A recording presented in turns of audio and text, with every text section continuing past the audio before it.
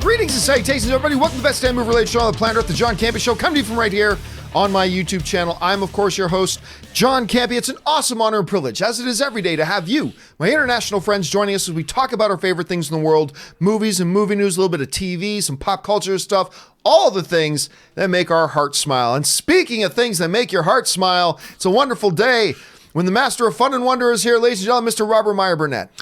You know, John, yesterday in the afternoon, I felt lots of fun and wonder happening all around me, and I realized, well, that was because of me.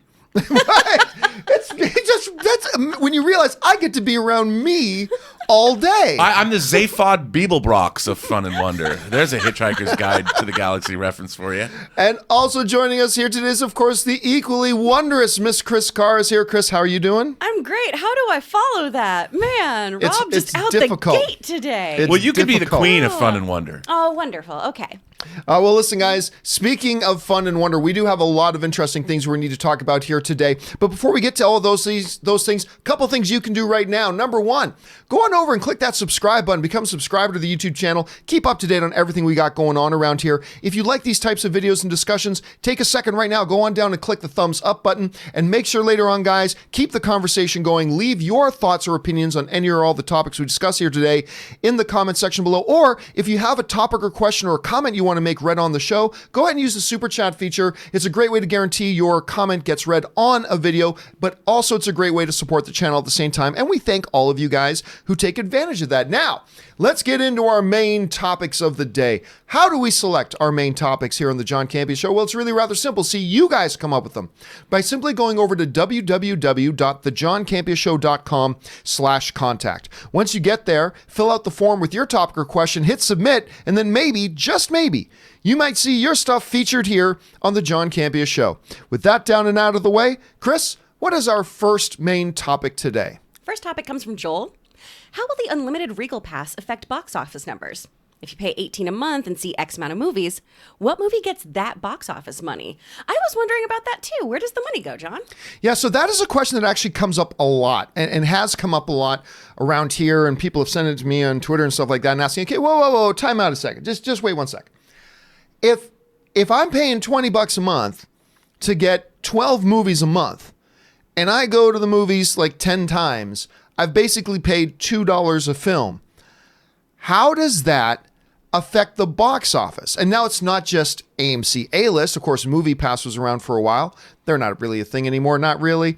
We had Cinema around for a while. They've closed down. But now we've got A-List, and now we've also got Regal has Unlimited going on now, which is a great-looking program. Cinemark has got a great movie club program. Draft House is introducing their own membership program as well. A lot of good stuff like that. But it just makes the question come up even more, Rob, how on earth do you handle these sorts of things? How does the box office then handle this sort of stuff? And the main way that this is the basic thing. Now, each theater will handle it a little bit differently. All right, each theater will handle it a little bit differently. But the basic underlying principle for A-List, and I assume it's going to be somewhat similar to Regal, is this. Every time I go to an AMC theater and use my A-List membership to get my movie ticket, what AMC then does from an accounting point of view is they count that ticket that I just got as a national average cost movie tickets, which is around $9 or $10. I mean, that's the national average right now, $9 or $10. So they count my ticket as about a $9 or $10 movie ticket purchase. Now, that is then from an accounting point of view handled as any other ticket being purchased handled. That means AMC now needs to send, general rule of thumb, give or take, basically 2/3 of that ticket price has to go back to the studios and the distributors, and AMC keeps 1/3 of that theoretical $9 or $10 ticket. So they still have to pay out to the movie theaters. Mm-hmm. Every time I use my A-List then, AMC is just having to open up their wallet and give money to the studios, even though I'm not buying a ticket, really. Right? How then can something like, A-List, how can something like Unlimited stay in business? Well, the main way they stay in business with this sort of system, Rob, is that unlike Cinema or MoviePass, AMC gets you to come to their theaters And they really make their money once you get to the theater. They don't make their money when you buy the ticket. Most of that money goes back to the studios anyway. So yes, every time I use my A-list, they need to send off roughly about $6 to Paramount or to Disney or to Warner Brothers or whatever. So then how is that financially viable for A-list? Because once I get to the theater, they know that this Pavlov's dog is going to walk in the theater and my mouth is immediately going to start to water for that sweet, delicious butter delivery device known as popcorn. And I'm going to go up to the counter and get myself some popcorn, and I'm going to get a soda and maybe some M&Ms. My wife is going to get some dibs and blah, blah, blah. And before you know it, I got a free ticket with my A-list, but I've still spent $25. On whether my wife wants pretzels or hot dogs or not, whatever it is. So AMC, it is worth it for them, and for another theater like Regal with Unlimited, it actually becomes workable for them to shell out that money to the studios, even though they never got movie ticket money, because they know they're going to make it up on the back end with concession sales. That's the big difference between these movie theater programs and things like Cinemia, which I liked for a time, and Movie Pass, which I liked for a time.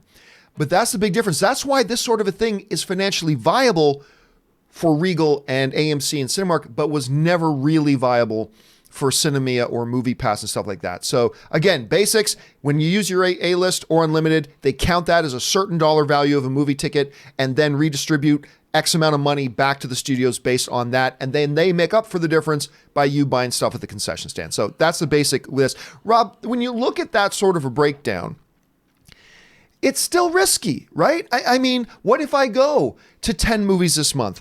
That's 60 or 70 bucks just for me that AMC's got to pay out to the studios. And what if I don't buy popcorn? What if I don't buy soda? I mean, so even though this is different from Movie Pass and Cinemia, do you think this movie club kind of system that we're seeing the movie theaters engage in now, can this be viable long term? Well, I think it is, because there's something also that you didn't mention, is that it becomes an expense.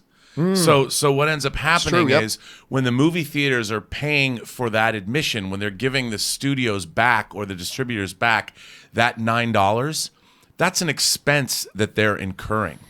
So when you buy a movie ticket, that's money that's, I mean, when you buy an A-list pass, that's money that's coming in. But by then, so the way they're doing business is it's no longer a regular admission for them necessarily. Right. They're getting something, taking in money on a whole different area. And basically what they're doing, in a way, they're giving you your free admission, but that it costs them money. So they can write that off.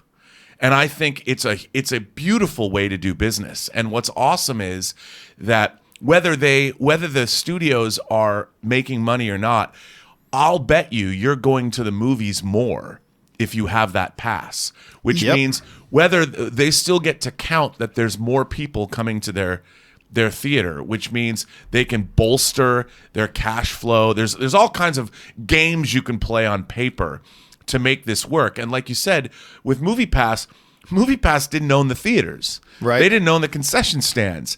There was no way, even when I first got Movie Pass and I had a year, I bought it, I got it as a gift.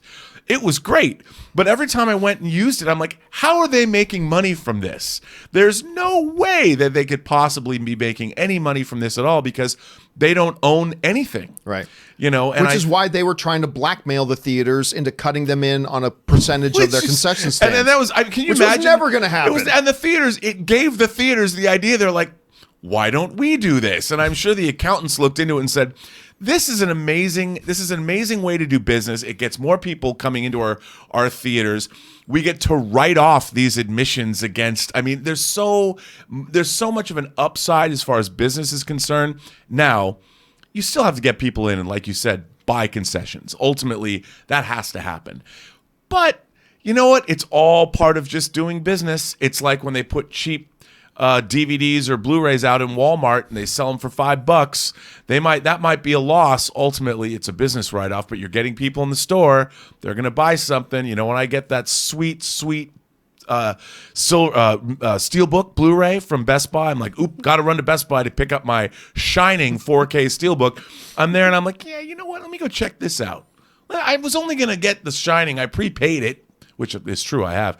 So when I finally go in there, and whenever it comes out in October or something, November, I'll walk in and I'll need something from Best Buy that I might not have bought anyway or otherwise. But I went in to get that Steelbook as long as I'm in the store, and the same is true of A-List or any pass that gets you into that movie theater. And you know what? Here's the thing, too. A lot of people might say, well, wait a minute. How can the studios be okay with this? I mean, look, in Los Angeles, a regular movie ticket is costing you $16, $17. If AMC and Regal are only counting it as like a $9 ticket, they're going to get less money than they would normally. Yes. But what Rob was pointing out works for the studios as well. More people are going to the movies now because they have these cards. So while the movie studios might be making a little bit less per person that goes, that's more than made up for by more people going and going more often because they've got these cards. So it works for the theaters because they're making money off the concession stands. It works for the studios because even though they're making a little bit less money per ticket sold, they're actually getting more tickets sold, which is more than making up for it. And for us fans, this is one of those rare win-win-wins. For us fans, like me, I get to spend $22 a month for my ticket and I go to see a $22 movie in an AMC Prime just one time. And I'll do that to a dozen times. And if you're a member of Regal, I mean, it works for everybody. And you know, John, if you've got friends that haven't seen a big blockbuster like, say, Endgame, and they call you up and like, hey, well, you want to go with us? Because you've got a card, you'll be like, "Oh, I'll go." Yeah, because I've you already might seen not. It 3 times. You might not, but since you've got the card, why not? And that's when you buy your pretzels, and that's when you buy that extra Coke. Everybody comes out right. Well, listen, the question for you guys is, like, for those of you who have Regal Unlimited, maybe the Alamo plan, although I don't know if it's officially launched yet, the Cinemark plan, the AMC A-List, do you indeed find that you go more often than you would have normally? Because, hey, why not? I guess my buddy Soul the other night, I was going to go over to the movies, and I just got a hold of him. Do you want to go? It's a movie he already saw. He goes, yeah, why not? Because you didn't have to pay for it, right? Just jump on, just reserve the seat in the app and go. Does that work for you, or do you find you don't go any more often than you did before? Jump down to the comments section below and let us know your thoughts. All right, with that down, let's move on to main topic number 2. Chris, what is our second main topic today? This question comes from Patreon supporter Craig Wooten, so thanks for supporting, Craig. Hi, John. I plan to catch the Golden Finch this Thursday night when the new movies open, but found it won't be open until Friday. This is the third film this year I've seen do this, the others including The Kitchen and Blinded by the Light. Is this trying to early kill word of mouth? And also, doesn't it show the studio has no faith in the film? Does it show that there's no faith? Do you think that's just... I mean, it's weird because, look, back once upon a time, there was a day when movies came out on Fridays, and they still officially do.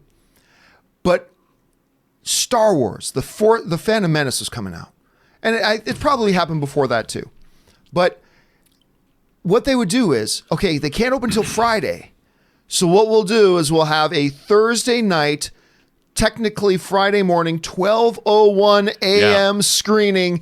And it used to be, just a couple years ago, when we were still at AMC, midnight screenings was still a thing. We would all, like if it was a really big movie, they would do a midnight screening and a bunch of us would go to midnight and be kind of zombie-eyed the next day at work or at school or whatever. But we go to these midnight screenings. And then what happened was, it wasn't just the super big movies. Then even the relatively big movies would do midnight screenings. Then pretty soon almost every movie did. And then all of a sudden, midnight screen became an 11 p.m. screening. It's like, what? How are they doing that? It's 11 p.m. instead of midnight. Well, that makes it easier. I can go to bed earlier before, if I got to work tomorrow. And then 11 p.m. became 10 p.m. And then 10 p.m. became 9. And then 9 became 8. And now it has become standard that when we go to the movies, it was back.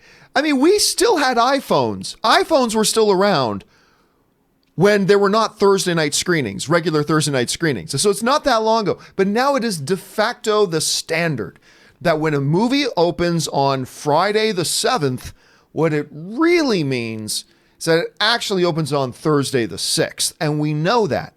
However, as they've pointed out in the message, we've actually seen a couple of films this year that did not do Thursday night. Technically, what they call it is previews. And I remember the first one that I noticed was The Kitchen. Is that what it's called? Yeah. With Melissa McCarthy? Yeah. The Kitchen. I was so unbelievably excited for that movie.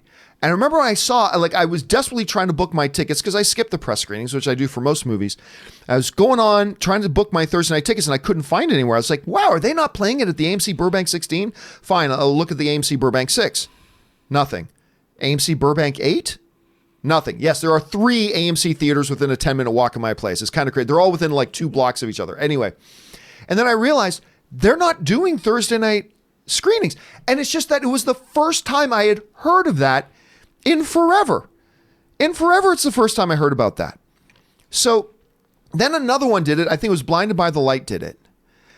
And now we have the Goldfinch doing it. So the question becomes, is this a red light warning, or a red flag warning, I should say, that the studio doesn't have faith in this? Now, I absolutely believe that when they don't do press screenings, well, that's an obvious one, or when they hold off the review embargoes until like the day before the movie comes out. It's not 100% of the time that the movie sucks at that point, but most of the time when they don't lift the review embargo till like the day before a movie comes out, that's a major red flag that they don't believe in the film. So with the new standard being that Thursday night previews are kind of the norm, is it an indicator that not doing it on a Thursday night shows that a studio isn't confident in it? Well, let's look at the 3 films we're talking about. The Kitchen, Blinded by the Light, and Goldfinch. The Kitchen sucked ass. No, really. I can drop the trousers, bend over right now and say, pucker up right there. That movie sucked. And I was so stoked for that. I was so convinced that movie was going to be great, but it's all kinds of awful.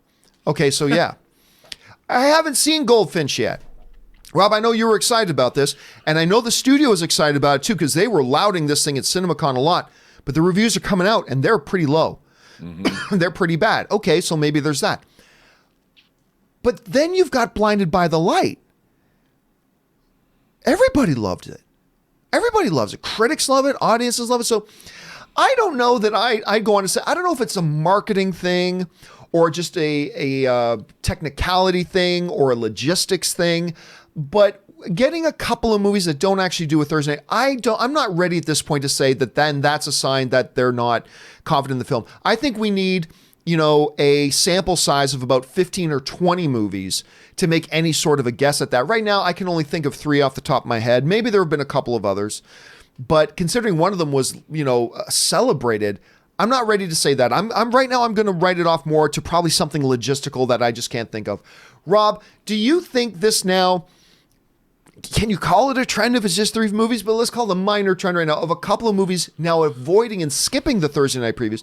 Do you think that's any sort of an indication that maybe the studios don't believe in the film, or do you think, or attribute it to something else? I think it's a combination of things here. First of all, as we know, like you pointed out, when we go see movies like The Phantom Menace 20 years ago and they have these 12:01 evening screenings, these were positioned as events. And these were event movies that people had huge built-in fan bases. Everybody knew they were coming. There was a fervor about these films. And I think that you have to have that kind of a movie to get people excited. And there's a certain kind of cinema goer or fan that's going to turn out for a movie on a Thursday night. Because most people go to the movies on the weekends anyway. Even Friday night people, it's either date night or something. So when you have a movie like an Endgame or a Star Wars or a John Wick or something that has a built-in fan base, that's when you're going to get your Thursday movies.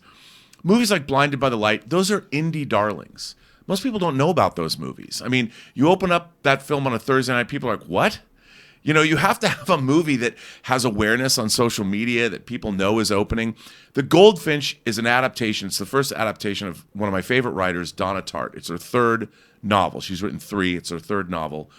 Hasn't been doing great in reviews, but I don't think that there's a lot of people, at least I don't have a friend that's like, dude, Donna Tartt, man, I've got to get all Goldfinched up tonight, brah. I mean, it's going to be rad. I mean, I wish it was a Secret History or maybe a little friend, but nobody is clamoring to see the Goldfinch. I am.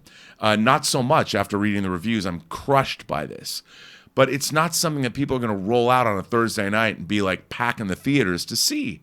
It's just not. I don't think it's necessarily an indication of quality. With the Goldfinch, the reviews, and it's coming out of Toronto, are up and down. So that might have been part of it. Studios know. They know if they've got a rock and roll extravaganza or they've got some, indie band playing in a bar strumming on a guitar. I mean, you have to understand your audience and you have to understand your product. And not all film products generate Thursday night screenings. It really depends what it is. Well, I mean, the question here, guys, is what do you think about this? Like right now, I'm thinking it's something else. It's something logistical or something like that. I don't think there's enough there, but maybe you do. What do you think about that? Jump down to the comment section below and let us know your thoughts. All right. With that down, let's move on to main topic number 3. Chris, what is our third main topic today? This is from Graham Willoughby. Hi, John, Robert, Chris, and or Aaron. Love the show. With the Apple presentation yesterday, we finally got details about Apple TV Plus, and honestly, the lineup is looking pretty darn weak, and I can't see why anyone would get it over Disney Plus or the million other streaming services. Do you think this is why they priced the service at a cheap $5 a month? And do you think once more and better content is added to the program, the price will increase to meet other streaming competitors? Rob, what do you make of that? Well, first of all, I pre-ordered my iPhone 11 Pro, just saying. No, I think, look, Apple's got incredible amounts of money. And what Apple's going to be doing is they're going to be producing, I think, programming of a very, very high caliber. And I think comparing and contrasting, obviously there's nothing we can do but compare and contrast. Disney is very different. Disney is a company that has been making content. That's what they do. They make programs, they make TV shows, they make animation, whether it's for television or for the big screen. They're practiced at making entertainment. They own Marvel, they own Pixar, they own Star Wars, Lucasfilm. I mean, there's so much they have to offer. Apple is jumping into content production really for the first time. They've been selling other people's content, but now they're going to make their own. They're dipping their toes in. But what you're going to get from them, I think, is some of the highest caliber programming that we're going to see. And while, we're not going to get a Mandalorian from Apple at launch, but we're going to be getting some high quality programming. And at $5 a month, I think they're counting on word of mouth to build when they make water cooler shows or whatever. And people are going to say, they know maybe for the first year, they're not going to be able to compete because they don't have the programming. They don't have there's no reason for people to get it. There are people that are loyal to Apple, but once people know about the caliber of shows they're making, then people will go in and get more. And I think they know this. They're ready for the first year to not be able to compete on the same level as any of the other streaming services because they don't have the content. But they will if they're good at what they do. Yeah, well, that's kind of the billion-dollar statement, though, isn't it? If they're good at what they do. And I haven't seen anything yet to tell me that they are. I remember we talked about this when they made their first Apple TV presentation a month or two ago. I remember we all looked at it and went, meh. I mean, they had some interesting sounding things, but nothing that was jumping off, the screen and grabbing you by the throat. It's like, I must get Apple TV Plus the moment this thing becomes available. And I'll tell you what, I watched you guys know, I've been a huge Jason Momoa fan for a long time. So I'm instantly interested in that, but I saw the C trailer. It's a cool concept, but I didn't I'm sorry. In a world of the blind, why are they wearing jewelry? I don't know. Call me crazy. First thing that came to mind. It's like, that's a pretty nifty hairstyle she's got over there for a girl, for in a world where nobody can see. I mean, but besides that little truffle, it was just, I don't know. It just didn't jump up. And if anything was going to be the most exciting looking thing to me, it was going to be that, and that kind of looked mediocre. Coming out of the gate at $5 a month. By the way, if you buy an Apple device, you get the first year for free. So there's that. So it's becoming more of a marketing hook than anything else. At $5 a month, it's almost worth it to go, it doesn't matter if it's a test pattern 24 hours a day. It's only $5 a month. But what I'm seeing from them right now isn't much above a test pattern. I mean, maybe this Jennifer Aniston show will be pretty good. Maybe this what is it? The one Steven Spielberg's wearing, the sci-fi show. The Amazing Stories revival. Sorry. Maybe that will work out. Maybe it won't. I mean, who knows? I want to see that Ron Moore show for All Mankind when the Russians beat us to the moon. That shit looks dope. Who is the guy who created my all-time favorite television series, Battlestar Galactica, the new one. There's a couple of things that look like they could have promise, but right now it's theoretical. Yeah. I'm not seeing anything that's tangibly making me excited. So right now, even at $5 a month, which is a good competitive spot to launch with, it won't be $5 a month 2 years from now. I guarantee you that. But at $5 per month, right now, it's not the worst looking thing, but I still don't think it's enough to get me interested or to get me to sign up for it. It's just, I've got plenty of other streaming services. Why pay $5 a month for something that maybe I'll turn on once or twice a month? I don't know. Anyway, go ahead. If they had a water cooler show, John, if something popped, yes, and got you interested, and if that Ron Moore show turned out to be something that people were talking about, you already like him as a creator, wouldn't you be interested? Sure. Wouldn't one show like that be worth $5 a month? Yeah, because to your point, I signed up for CBS All Access for one show a month. But right now, Look at how that turned it's out. theoretical. Right. If that happens, and if that happens, I know Mandalorian looks awesome. So that's not theoretical to me. I know that looks awesome to me. I want it. I know I liked, and not everybody did, I know I really liked Star Trek Discovery. So it wasn't a theoretical thing for me. I signed up for it. Right now, there's a few potential upsides to Apple TV, but it's just theoretical because everything I'm seeing so far, it's not there yet. And it's all theoretical. Maybe, but like what you're saying, Rob, if they launch that Ronald Moore show, or let's say that Steve Carell, what's it going to be? Space Force. Let's say that actually happens. Let's say it actually happens and it looks really good. Well, then it moves from the theoretical into the tangible, and then that changes the narrative. But as of right now, like Disney Plus just did their presentation and it had everybody going, where the hell do I sign up for this right now? I would do it just for the Jeff Goldblum show. Yeah. I mean, Like if I had no interest exactly. in anything else that's on Disney Plus, that Jeff Goldblum show I would buy for. I would spend the money. Yeah, but I'm not sensing that from this Apple Plus thing. At least not for me personally. Anyway, Chris, you had a chance to see the C trailer. You've heard, or lack thereof, everything coming out about it. Is right now to you, understanding it's only coming out at $5 a month, to you is what we're seeing right now worth $5 a month? I mean, I can skip a coffee and get this. That's kind of how I feel about it. I can skip one Starbucks and I'll go get this. But man, does C look stupid. Yeah, it does not look good. It looks so dumb. And the minute that Katara-esque little voiceover came on, long ago, people lost their sight. But then everything changed when two babies did have sight. I don't care. You were saying, like, it sounds like a cool concept. And over here I was going, is it? Could it be? Well, they've already done things like that. Day of the Triffids, for instance. If you go watch that great. I mean, how many things? Losing your sight. Who wants to watch that? Who built the bridge they were going over? They found it. They found it? found Okay. Yes, bridge. I'm guessing. And again, jewelry. Those were all my questions. So yeah, who made Lot that? of jewelry. Who did that? That's some dope-looking fur coat there, Jason. Yeah. I mean, I love him. And So the do I. Jennifer Aniston show looks interesting, I guess. I want more Steve Carell. But yeah, nothing sounds really, really great. But at that price, I'm going to do it. I know I'm going to give him my money For All anyway. Mankind's worth $5 for me.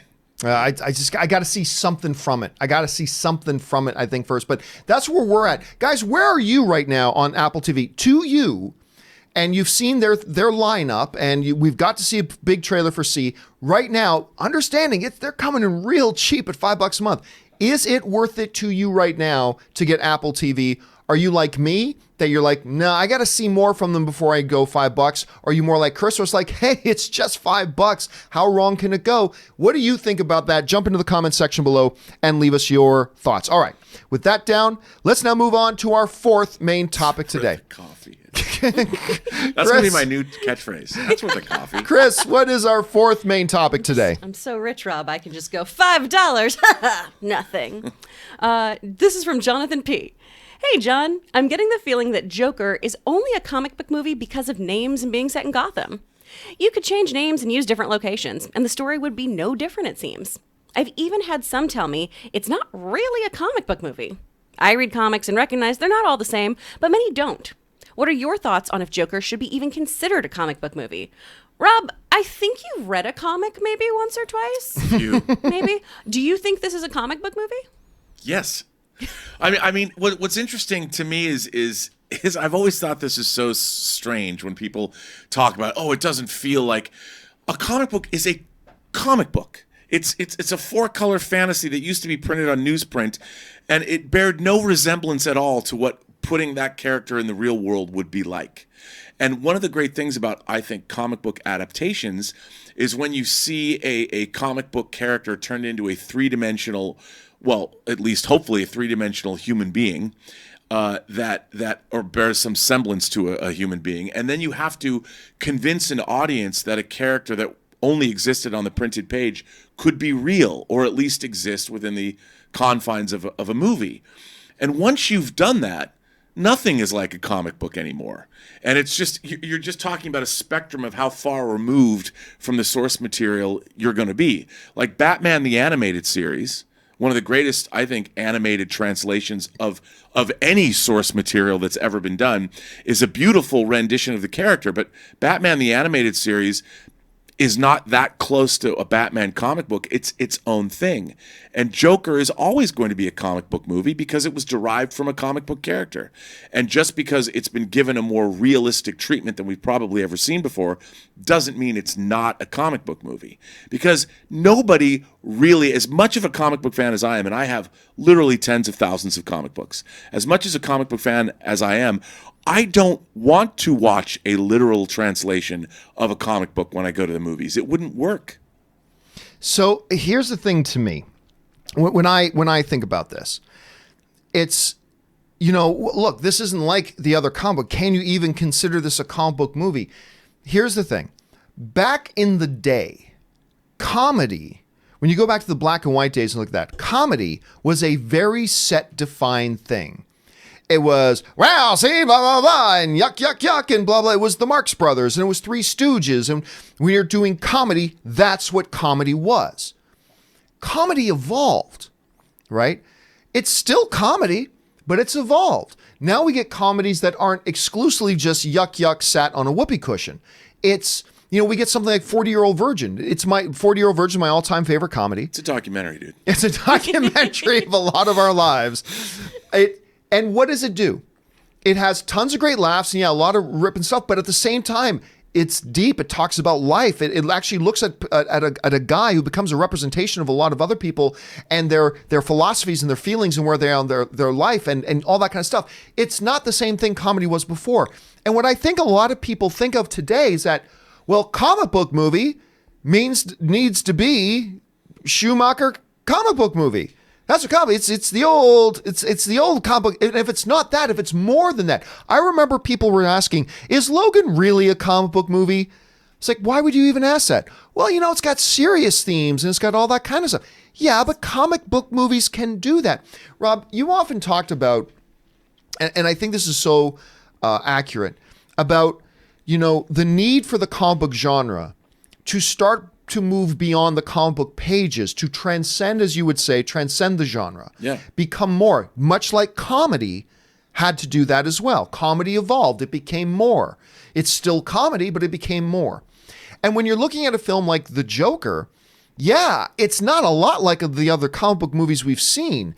It's transcending its own limited genre in a thing, just like comedy does, just like horror does now too. Horror used to just be a guy shows up in a room and axes people to death. That was horror.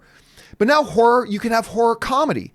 We have horror psychological thriller. We have horror political. We have horror. Horror has transcended, a lot of horror films transcended genre. It's still horror. This is still a comic book movie. Even though it's transcended its own limitations of a genre, incorporated other heady themes into it, and has gone that way. That does not discount it from being a comic book movie. It's just showing the evolution of the comic book movie when we look at things like that, when we look at things like Logan, right? These are signs that the genre itself is manifesting and evolving. It doesn't disqualify it from being known as a comic book movie. It's absolutely a comic book movie. And I understand, well, if you take this out, and if you take that out, and if you take this out, and if you take this out, and if you do this, and if you do this, oh, okay, yes, I get it. And if you cut off Khabib Nurmagomedov's left leg, he's not that good of a fighter. But he has his left leg. And that's what this thing is. It is evolving, so incorporating more elements of drama into them, and it's working, and it doesn't disqualify it from being a comic book movie. That's how I see it at any rate. Question here is, guys, how do you see it?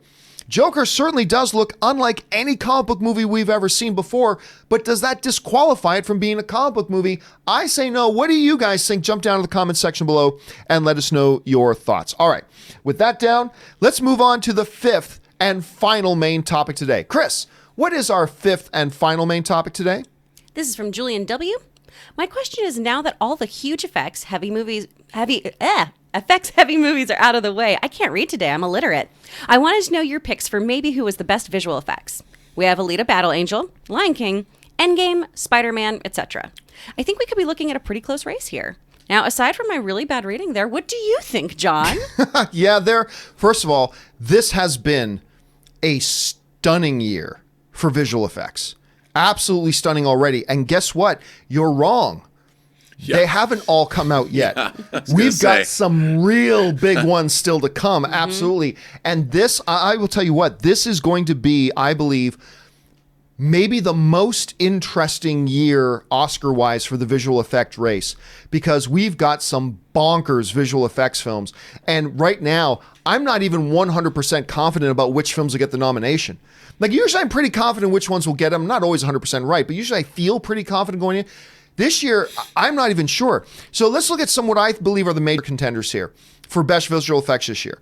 I think your 5 horses in the lead here are clearly The Lion King. I think Lion King is the front runner to win to not just be nominated, but to win the award. That's what I think right now. Alita Battle Angel. Think what you want about that movie. I personally enjoyed it quite a bit. But whatever you think about that movie, it's stupid what they do in that movie with visual effects. I mean, they really do some very creative, wild things that we haven't seen before. Avengers Endgame, if for no other reason than the sheer scale of the visual effects in that movie. We haven't seen Star Wars: The Rise of Skywalker yet, but you have to consider any Star Wars movie with the effects being done by Industrial Light and Magic taking the lead on it. You've got to know that's going to be a front runner as well. And I will tell you this, from what I've seen, I think Gemini Man has got to be considered a big contender as well. And it ain't just the de-aging, because I'll tell you what, the de-aging in that on Will Smith looks better to me than the de-aging in The Irishman so far. But we'll talk about that in a second. So I think these are the front runners, but you cannot discount a number of other films. I already mentioned The Irishman, because they're going to be doing some stuff with de-aging that no one's ever tried before on that level, aka, but see, Gemini Man. So that's got to be, you got to keep that in mind. Ad Astra. Yeah. Because not only does it look like it's going to be a big sci-fi intense film, and the effect shots we've seen in the trailers have looked fantastic, it looks like it's going to be an Oscar contender film in general anyway, so you got to keep Ad Astra in mind. I think Spider-Man Far From Home has some incredible visual effects, and I think that's going to be in the consideration too. And like it or not, Chris Carr, I think Cats. I don't know, because when I saw the trailer for Cats, and they're not wearing bodysuits. These actors are wearing complete motion capture suits. That's not a real latex bodysuit they're wearing, and yet it looks like they're wearing costumes. It's phenomenal. Now, the movie might suck. The movie might be great. I don't know. But at this point, I think you cannot discount the idea that Cats could be in there as well. And Rob, look, there's some others. I didn't like it, but Godzilla King of the Monsters. Bruh. There's some breathtaking looking visual effects in that. So good. By the way, I watched that on 4K again. I stand by what I said. That movie rules.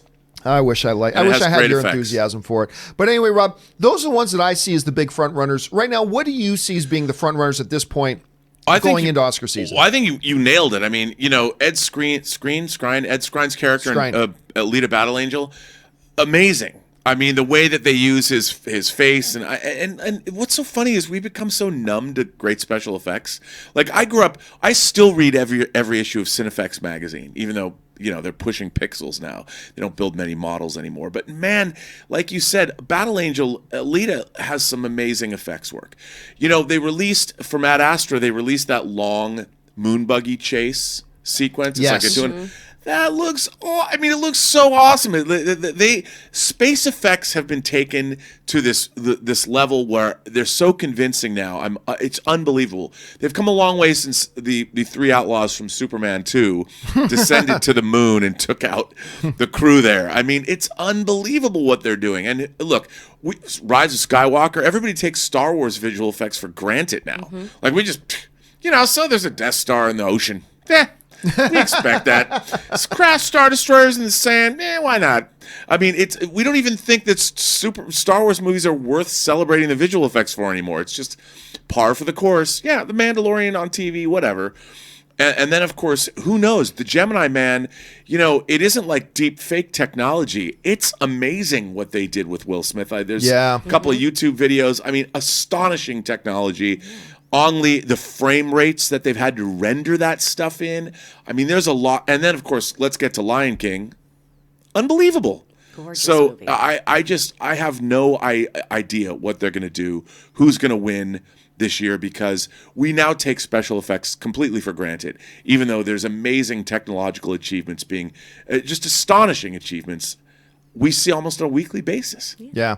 Chris, you've seen a bunch of movies this year. If there's anything that stands out to you right now as a front runner for visual effects, what do you think it would be? I mean, I would say Lion King, and even though I didn't like the movie, I think you guys are right about Alita. That was really, really cool stuff they did. It's gorgeous. It looked amazing. I didn't care for the story at all, but man, it was really, really pretty to watch. And how dare you say Cats is going to get nominated? No poop shoot, no Oscar. No butthole. No. There's no a T-shirt. Oscar. There's a T-shirt. No. I can see you could be protesting, picketing out front of the Oscars. 100%. No butthole, no Oscar. I will flip every table if it gets nominated. Question here is, guys, what do you think about that? Who do you see as being the front runners right now for visual effects? There are a couple that we haven't seen yet. Obviously, Irishman, Ad Astra, but I mean, with the things we've seen, you got to take them into consideration. What do you think? Jump down to the comment section below and let us know your thoughts. All right, guys, with all that stuff down out of the way, we're now going to go on to our live questions. But before we get to our live questions, we're going to take a short little non-commercial break, give ourselves a chance to stretch our legs, rest the old vocal cords, refill our drinks. So hang tight with us, guys. We will be back in about 3.5 to 4 minutes. Hang tight. We will be right back.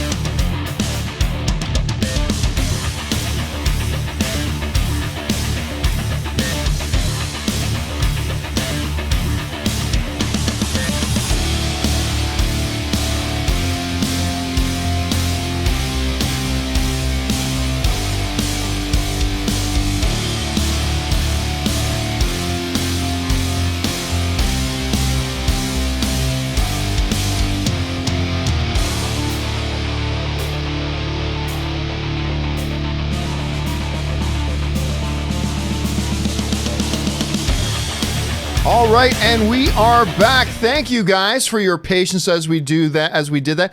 Chris Carr had a few things she needed to do, so she's checked out a little bit early, which is okay because I think we were having some problems with her microphone today. I got to check that out, and my apologies for that if you guys were noticing anything wonky about her microphone. I'll look into that a little bit later today.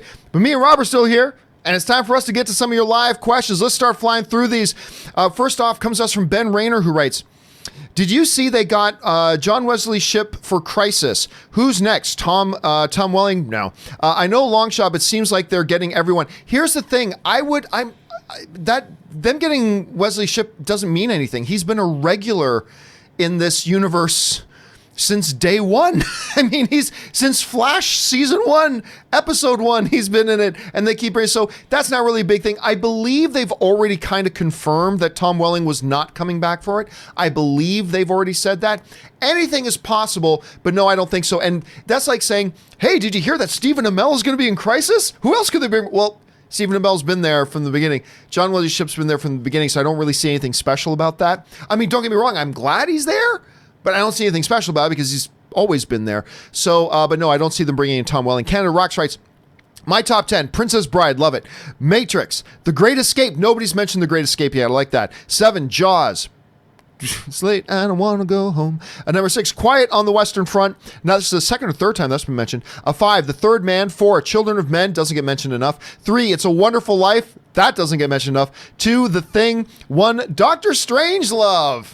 Doctor Strangelove. Good call. You're nodding your head pretty furiously at that one, Rob. You like that one. Yes, I do. Brilliant commentary. Thank you so much. All right. Well, no, it's Stanley Kubrick. It's one of the great black comedies ever made. Peter Sellers playing 3 different roles, including the president and Dr. Strangelove himself. My God, do I love that movie. James Earl Jones is in that film. It is one of the most incredible black comedies, if not the greatest black comedy ever made. And by the way, I have an original Italian 4-sheet for that movie. Of course you do. It reminded me, do you ever see Major League 2? Where I have, but Bob Uecker is like, he's got like some new kid who's his co-announcer. He goes, so what do you think about that at-bat, Billy? It was good. Yeah. No, dude, I Sharp can't. Commentary. I didn't know whether you wanted me to linger on this, because if you want me to talk about Stanley Kubrick, I will talk about Stanley Kubrick for a long time. Oh, I know you can. All right, let's move on here. This is a placeholder name, writes, with everyone posting their top 10 movies, I really want to look for mine. Sure, there's a ton of movies that I like, but I don't know how to order them. Don't worry about ordering them. You can just say in no particular order. Boom, I do that a lot. It's perfectly cool to do that. Kylo Ren and Stimpy writes, someone should make a film that's just 2 hours of a man bending over, taking a dump while eating blades of grass, and name you as a producer. Okay, so where that is coming from, I think this was in a companion video yesterday, because somebody said, why don't critics get this movie? They complained about this, but that's what they were going for. And what I said, Rob, and I'd be curious to know your thought on this.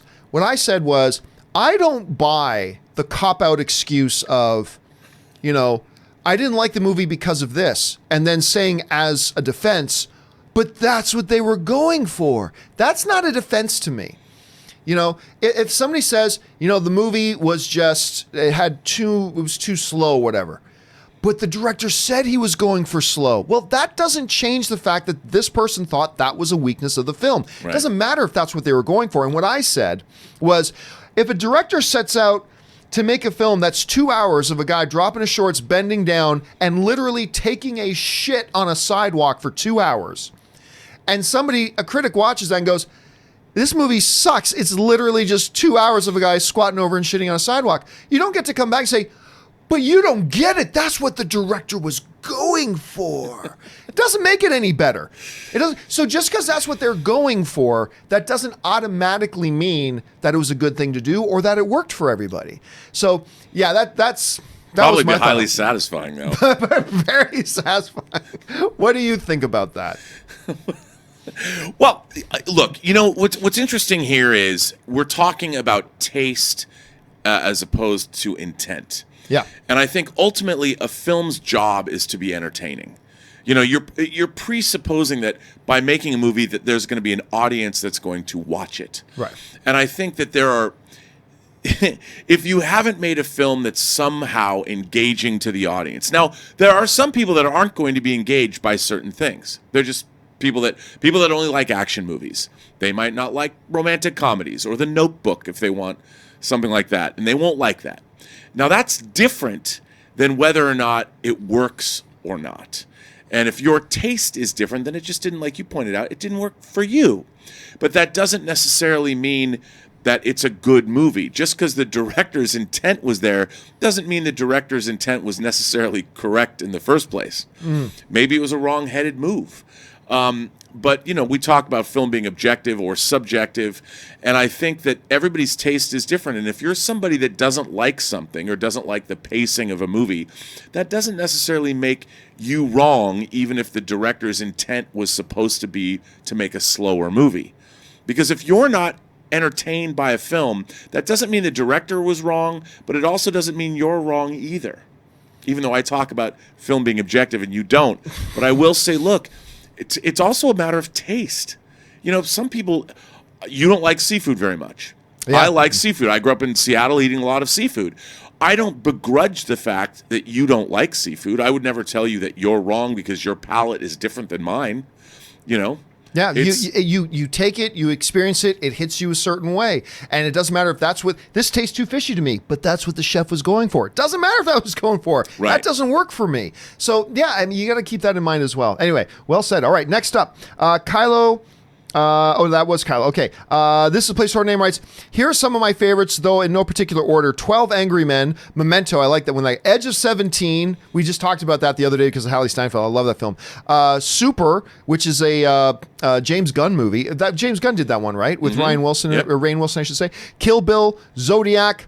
I don't like Zodiac as much as most people do.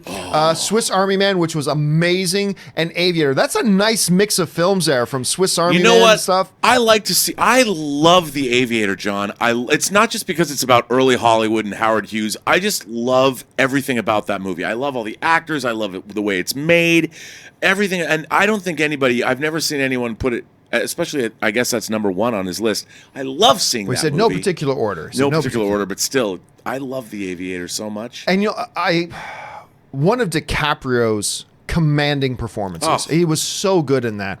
All right, let's see here. James Welsh writes, Sandler's Netflix films normally suck, so surprised his latest one, Uncut Gems, is getting Oscar buzz from the directors of Good Times. Yeah, I haven't seen it yet.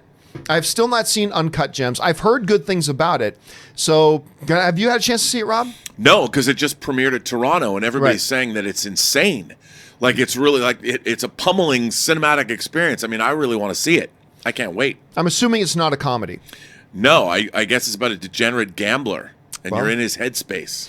All right. Let's see. Kylo Ren and Stimpy writes, I can't make a top 10 because there's too many good films. That would be like asking me to name top 10 meals I've had in my lifetime. Yeah, that's a good point. It is tricky often that way, Kylo. Kevin Lewis writes, over under 60%, Robert Meyer Burnett has a DVD of Jeremiah Johnson R. Redford.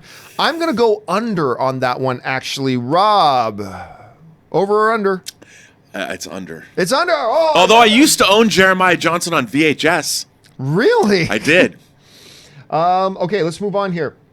Where are we at? We're at Kara Black writes, thoughts on the Antonio Brown abuse allegations and his future with the Patriots after this. That's getting into stuff I don't talk about. Yeah. Look, I've already said, as a Patriots fan, I hated that they signed this clown. And now all this stuff as well, again, I don't know what's true and what's not, so I'm going to stay out of that. But I already think this dude's a clown. And I hated that the Patriots signed him. And I said, I don't think he's going to be around by week 5. I said 4 weeks max he lasts. He will not be a Patriot by week 5. And it's looking like I'm a prophet. I hope that works out. So I don't like that at all. Kevin Lewis writes, over under 40%. Robert Meyer Burnett has a DVD Blu-ray of Billy Jack 71. I'm going to go over on that one. Actually. I don't. And somebody asked about this a couple weeks ago, and I was Billy like, Jack? And there's like a Billy Jack box set too, and I don't have that. You know, I probably should from a historical point of view, but I'm not the biggest Billy Jack fan in the world. All right. Next up, James Welsh writes, top 10. 10, RoboCop. Not enough people put that on their list. Number 9, Braveheart. Absolutely. Number 8, Dark Knight. Number 7, Lord of the Rings. 6, Inglourious Bastards. The one I hated at first, and now it's probably my favorite Quentin Tarantino movie. 5, Dumb and Dumber. Love it. I even like the second one. 4, Up in the Air. No one's mentioned Up in the Air before. That's a great movie with the girl whose name I never remember. 3, Almost Famous. 2, Commando. Really? Arnold's Commando? Because it's awesome, John. Remember when I said I'd kill you last? I lied.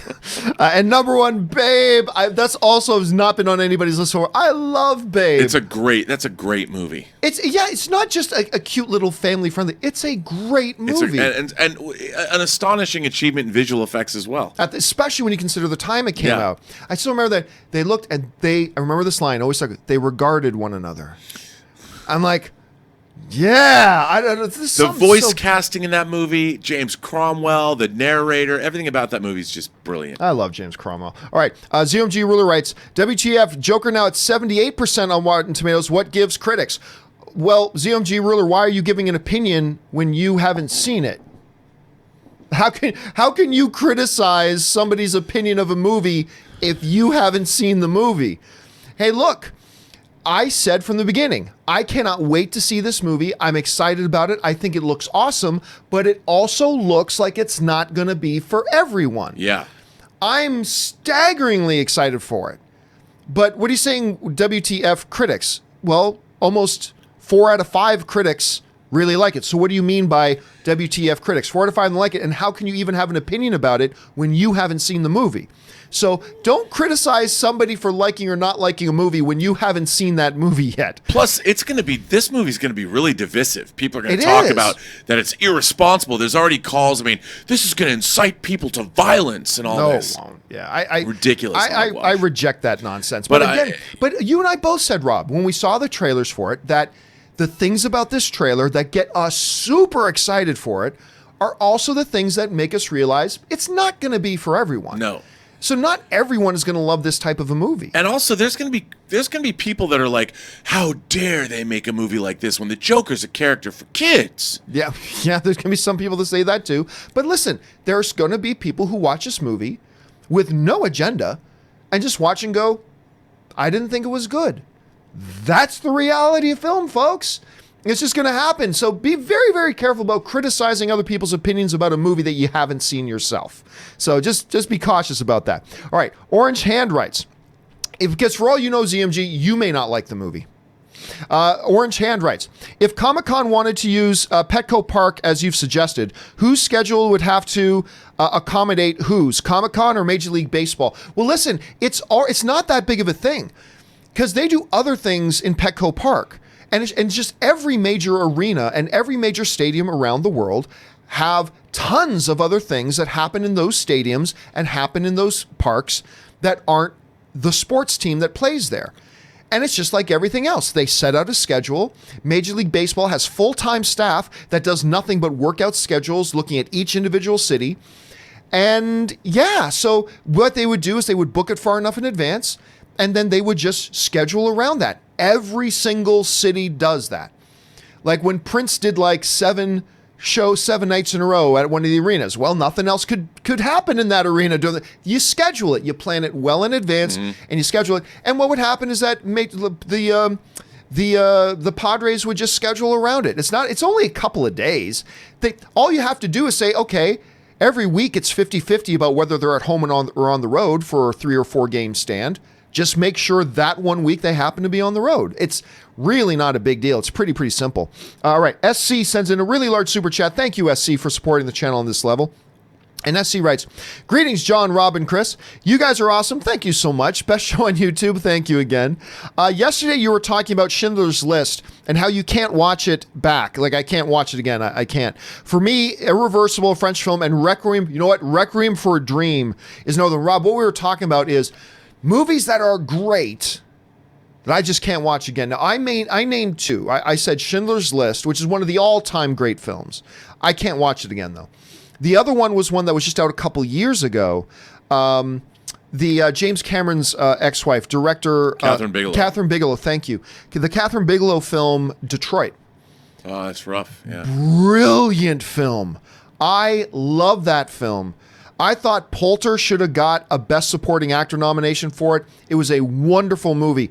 I can't watch it again. But you know what? Now that you mentioned Requiem for a Dream, I never watched it again. I watched it once and I never watched it again because you're right. It's a great film, but so heavy. I just can't do it again. Do you have any movies like that, Rob? Well, it's funny they mentioned Irreversible. Irreversible is a movie that I've watched everything. I watched a Serbian film, but I actually had to turn Irreversible off. It's the one movie where there's a very long rape sequence in the film where Monica Bellucci is getting horribly. Yeah.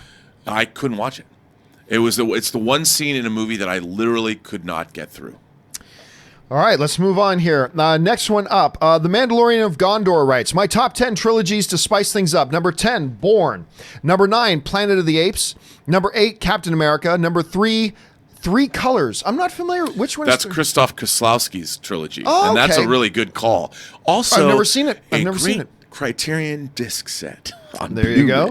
All right, number 6, Indiana Jones. Number 5, The Dollars Trio. Number 4, Dark Knight. Number 3, the Before trilogy. A lot of people love that Before trilogy. Number 2, Star Wars. Number 1, Lord of the Rings. How do you not have Toy Story in there? Godfather. Or Godfather. 100% film, 98% film for Toy Story. Godfather, Best Picture winner, Best Picture winner, Best Picture nominee. How do you not have that? But that's the beautiful thing about film. But that's a pretty respectable list, I gotta say. Oh, it's absolutely. I'm totally on board with that list. All right. And that's the great thing about we all have different lists. I mean, that's what that just speaks to the greatness of the art of filmmaking. What about the Road Warrior trilogy, which is now a quadrilogy, I guess? Yeah, well, I mean, you could say the same thing about Bourne, right? I mean, so, I mean, you take the first three. Indiana Jones, for example. All right, next up, where are we at now? We're at Laugh Warehouse, who writes, my top 10, Simpsons, really? The Simpsons movie. Infinity War / Endgame. 8, The Music Man. Number 7, 7. Number 7? 7. Number 6, The Great Escape. Number 5, Casablanca. Number 4, The Sound of Music. Number 3, The Indiana Jones Trilogy. Number 2, Lion King 1994. And number 1, Back to the Future 1 through 3. Nice mix in there. You got something like The Simpsons, and then you got The Sound of Music. You got Back to the Future, but you have Casablanca. I like it when I see lists that have that nice mix in there. So well done, Laugh Warehouse. All right, Mandalorian of Gondor writes, Ford v Ferrari and Beautiful Day in the Neighborhood are getting strong reviews from TIFF. My excitement is growing. Dude, we have been excited about Ford v Ferrari ever since they showed us that preview back in April at CinemaCon. We're like, well, there's your Oscar contender right there. Because, I mean, and the reviews coming out are not letting down. Then one of my most excited films of the year that I'm most excited about, Tom Hanks as Mr. Rogers, Beautiful Day in the Neighborhood, getting strong word of mouth coming out there. By the way, Rob, I'm going to throw this out there too. Uh-oh. We're hearing a lot of these films that we've been looking forward to. The reviews are now coming out, and they're every bit as strong. Ad Astra, Ford v Ferrari, Beautiful Day in the Neighborhood, all that kind of stuff. But there's one that the reviews have now come out that to me was a movie that I admit I had already discarded.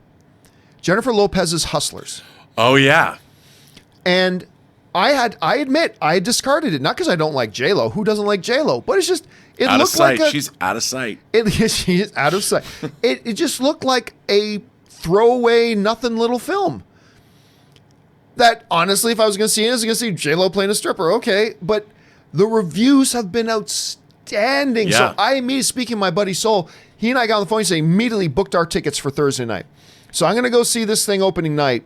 And now I got some expectations. So anyway, Rob, we're hearing a lot of these things coming out. Of any of the big films, like none of them, maybe Goldfinch was one of the ones we were expecting to be an Oscar contender too, was getting quite poor reviews. Yeah. Have there been any other surprises? No, I don't think yet, but I'll tell you one of my favorite things I watched, at least yesterday on YouTube, was Tom Hanks and the cast of Hustlers, all the ladies, were like in the same room doing photo ops at TIFF. And Tom Hanks goes, "Hey, ladies," and like he walks over and he meets Jennifer Lopez, and he's kissing them all on the cheeks and taking pictures with them. And I'm like, that guy. I've got to see that video. That could become my favorite video of all time. It's just a fun, cute little video, but it's like Tom Hanks is like, "Wow, it's Jennifer Lopez and the cast of Hustlers." You know, you know what? Who doesn't love Tom Hanks? Every time I see Tom Hanks, he's kind of like I think they need to put Tom Hanks and Jeff Goldblum in a movie, just because I think my head would explode. But coming out of TIFF, I mean, all this stuff, I'm so excited, John. We saw the clip for Ford v Ferrari at CinemaCon. Yes. And I was so stoked, and to hear that it's getting strong reviews. It got strong reviews in Venice, now at TIFF. Beautiful Day in the Neighborhood, everyone's saying how good that is. And Hustlers. I just am excited that we're getting so many strong contenders for the end of the year. Yeah, it's just exciting. I'm excited about the movies again. I thought, I can only get excited about, Ad Astra and Last Jedi, but now no. Yeah. There's a lot of movies coming out, man. And this is why we say every year, when it's like April and people are saying, or June, and people are saying, hey, this guy better win an Oscar for this. It's like, pump the brakes. All the big ones are coming later in the year. Yeah. And this is just reminding us of that. So it's going to be interesting to see. And what else is these seems like like Hustlers looks so fun. It doesn't look fun to me. I that's why I kind of threw it away, but everybody's saying it's amazing. Oh, see, I thought the trailers look, the idea that, and it's based on a true story. Yes. Of strippers at Scores ripping off white collar douchebags. So it's a little bit I'm in. What was the Steve Carell movie?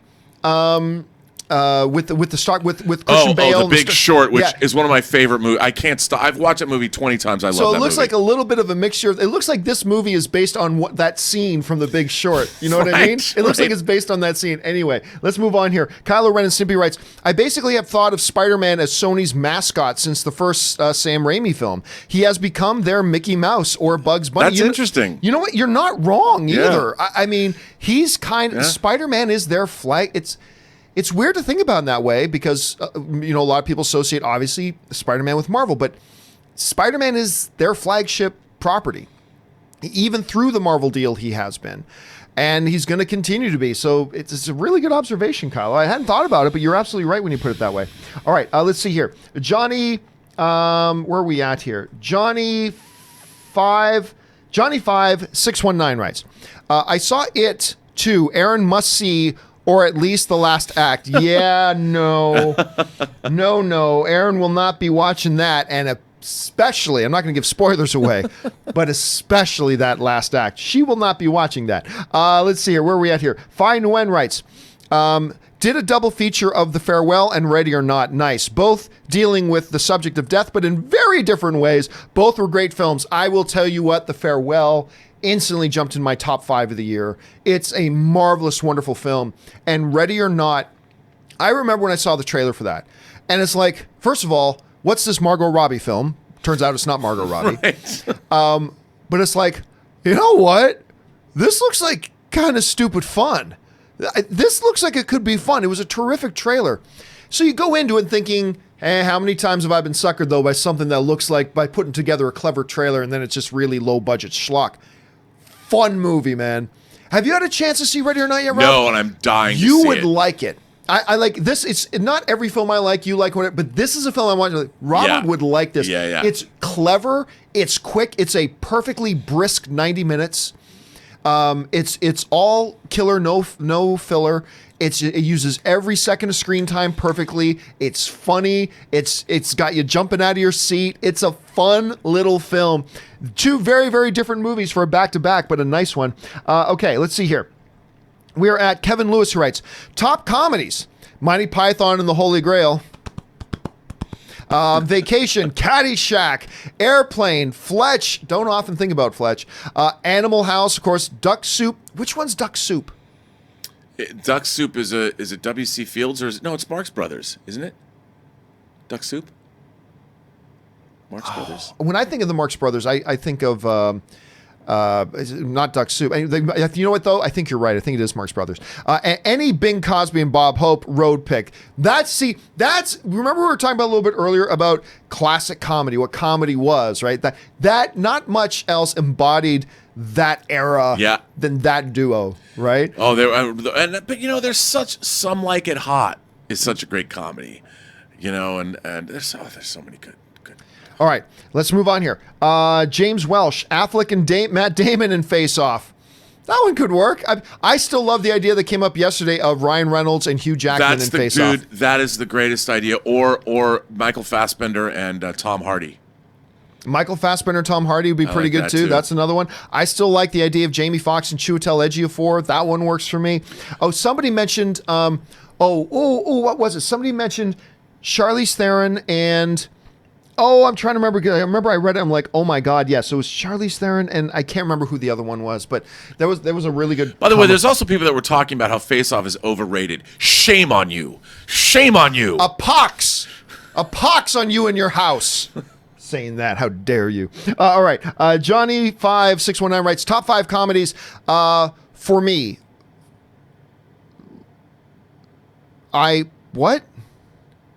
Top 5 comedians for me.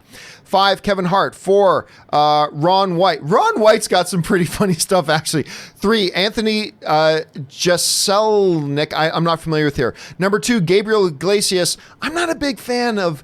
That's what's his nickname again? Fluffy? Yeah. Or something like that. I actually had him in studio once.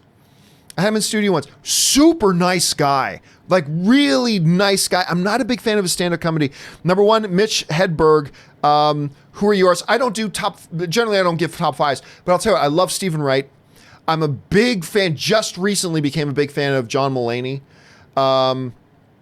Eddie Murphy, the classic stuff. If it wasn't for the events of the last couple of years, I would have said Bill Cosby. Oh. You mean the events of the last 50 years? Well, as it turns out. Yeah. But there was a long period of time where I thought he was the greatest stand-up comedian of all time. As a matter of fact, I remember watching this special with Jerry Seinfeld, and it was a documentary, right? And Jerry Seinfeld is at this New York club, and this isn't scripted, like, this is real life. And Chris Rock comes into the club, and Chris Rock and Jerry Seinfeld start talking, and like Chris Rock had just come from watching a new set by Bill Cosby. Again, remember, rewind a couple of years, folks, before Revelations came out. And I remember just watching then Chris Rock and Seinfeld, but just going, oh yeah, no doubt, he is the greatest of all time. He's the best. I used to watch, there's a comedy, I still think the best comedy special of all time, but I don't think I can ever bring myself to watch it again. My favorite comedy special of all time was this one that he actually filmed in my hometown of Hamilton, Ontario, Canada. It was at Hamilton Place in Hamilton. It was called Bill Cosby Himself. Oh, yeah. And I used to contend it was the greatest stand-up comedy special of all time. And you know what was weird? He never swore in it. Right. Except once. He used the word asshole once. He was with the joke of, I hear some people say alcohol, cocaine. Cocaine intensifies your personality. To which Bill Cosby then says, yes, but what if you're an asshole? I also really love Bill Burr. Bill Burr's good. Yeah, I like Bill Burr a lot. Okay, but the old Stephen Wright stuff, dude, it's just Stephen all one-liners. I put some spot remover on my dog. Now I can't find him. I decided to mess with my dog. I told him, I named him Stay. Come here, Stay. Come here, Stay. Now he's got real problems. He's the best. It was in Sorry, Married an Axe Murder. Okay. Anyway, Lexi's channel writes, 1 of 3, my top 10 movies. Matrix, Star Wars, Man of Steel, always makes my heart smile when someone puts Man of Steel on a list like that. Captain America, the First Avenger, 3rd most underrated comic book movie of all time, in my opinion. 3rd most underrated comic book movie of all time. Number 5, The Avengers. Number 6, Star Trek 4. Number 7, Indiana Jones and the Last Crusade. Number 8, Lord of the Rings. Number 9, Regarding Henry, really? Number 10, 10 Little Indians, also called And Then There Were None. 10 again, Them. While I don't always agree with what's said, I love the show, and also a new Patreon supporter. Well, thank you so much, Lexi. And first of all, really diverse list. I love seeing Man of Steel on there. But look, give it up for Lexi to put them on that list. Yeah, not although you might not be talking about the Giant Ant movie from the 50s. But it would be cool if you were. But I want to say some point out that Lexi mentioned that I think is extremely is important to me. See, they said at the end, I don't always agree with what's said. That's the point. See, a lot of people, unfortunately, today, and you see this with with television and news, people only watch. A lot of people, one of the big terrible trends today is people watch things that are only ever going to say what they already think and already agree with. That's why you get Fox News and MSNBC, right? because they're just both just filled with people who just want to watch something where the people on the screen are going to parrot back to them what they already think and what they already believe. They don't want to hear discussion commentary. To me, the whole point of movies is that we all have different points of view and different opinions. And I've always said this, and I stand by this, Rob. I believe our job as film pundits, and I've said this a lot, is not to say what you agree with. There are some film pundits that think it's their job to say what the audience agree with because they want to keep the audience happy. I don't believe that at all. What? Then there are some pundits, sports pundits, movie pundits, whatever, political, whatever, who think it's their job to give their opinion in such a way that it forces you to agree with them or to make you change your mind and agree with them. It ain't my job to either say what you already think or say what you want to hear, nor is it my job to get you to agree with me. My job, and our job as film pundits, I've always believed, is to give our honest opinion on a topic and hopefully communicate our opinion in such a way that it helps you as a viewer better understand why you disagree with us or why you agree with us. Like if you watch one of our discussions and either me and Rob are making the same point or we're making opposite points, but if you're listening to our discussion and I'm saying something you don't agree with, but me laying out why I believe what I believe or why I think, or why my opinion is what it is, if it helps you better understand the opposite point of view and as a result helps you better understand why you disagree with my point of view, then to me that's a win. That's the whole idea about film fandom to me, is that we're not supposed to always agree. We're supposed to have disagreements and share our different points of view. That's why I love these, like lately people have been sending in their top lists because I love that it illustrates that. We're all film fans, we're all big fans together, and yet when people put out their top 10 list, they look so radically different from each other. Yeah. And that to me is to be celebrated. So I love that, like don't get me wrong, I love everybody who watches my show and agrees with everything I say. Clearly you are educated, sophisticated people.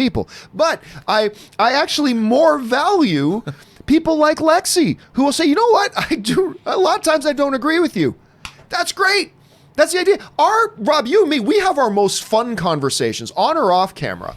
When we start talking about things we disagree about, that's when it's fun talking about you about the things we both love, but it's even more fun when we start talking about the things we disagree with, and that's the point. Also, that's how you learn. I mean, I think when somebody disagrees with you, it makes you consider why do you believe what you believe, because when you get into a discussion with somebody that doesn't agree with you, you then have to, well, maybe not necessarily defend, but at least explain your point of view, and hopefully you guys can understand each other better. Because opinions are how you get to know somebody and why people have those opinions, and they shouldn't be feared. And just because somebody believes differently than you do, you don't have to get angry about it. It's a way to learn, and it's a way to experience. And also, if you can be friends with somebody that thinks differently than you do, that's a very good thing, because they might bring a perspective, and hey, whether you think it's wrong, sometimes it's going to be right, but it's going to be different. And that can always be illuminating in some way, shape, or form if you go with it that way. You know, unless somebody is wrong. Right. But no, I think it's important, and we need to learn to disagree respectfully.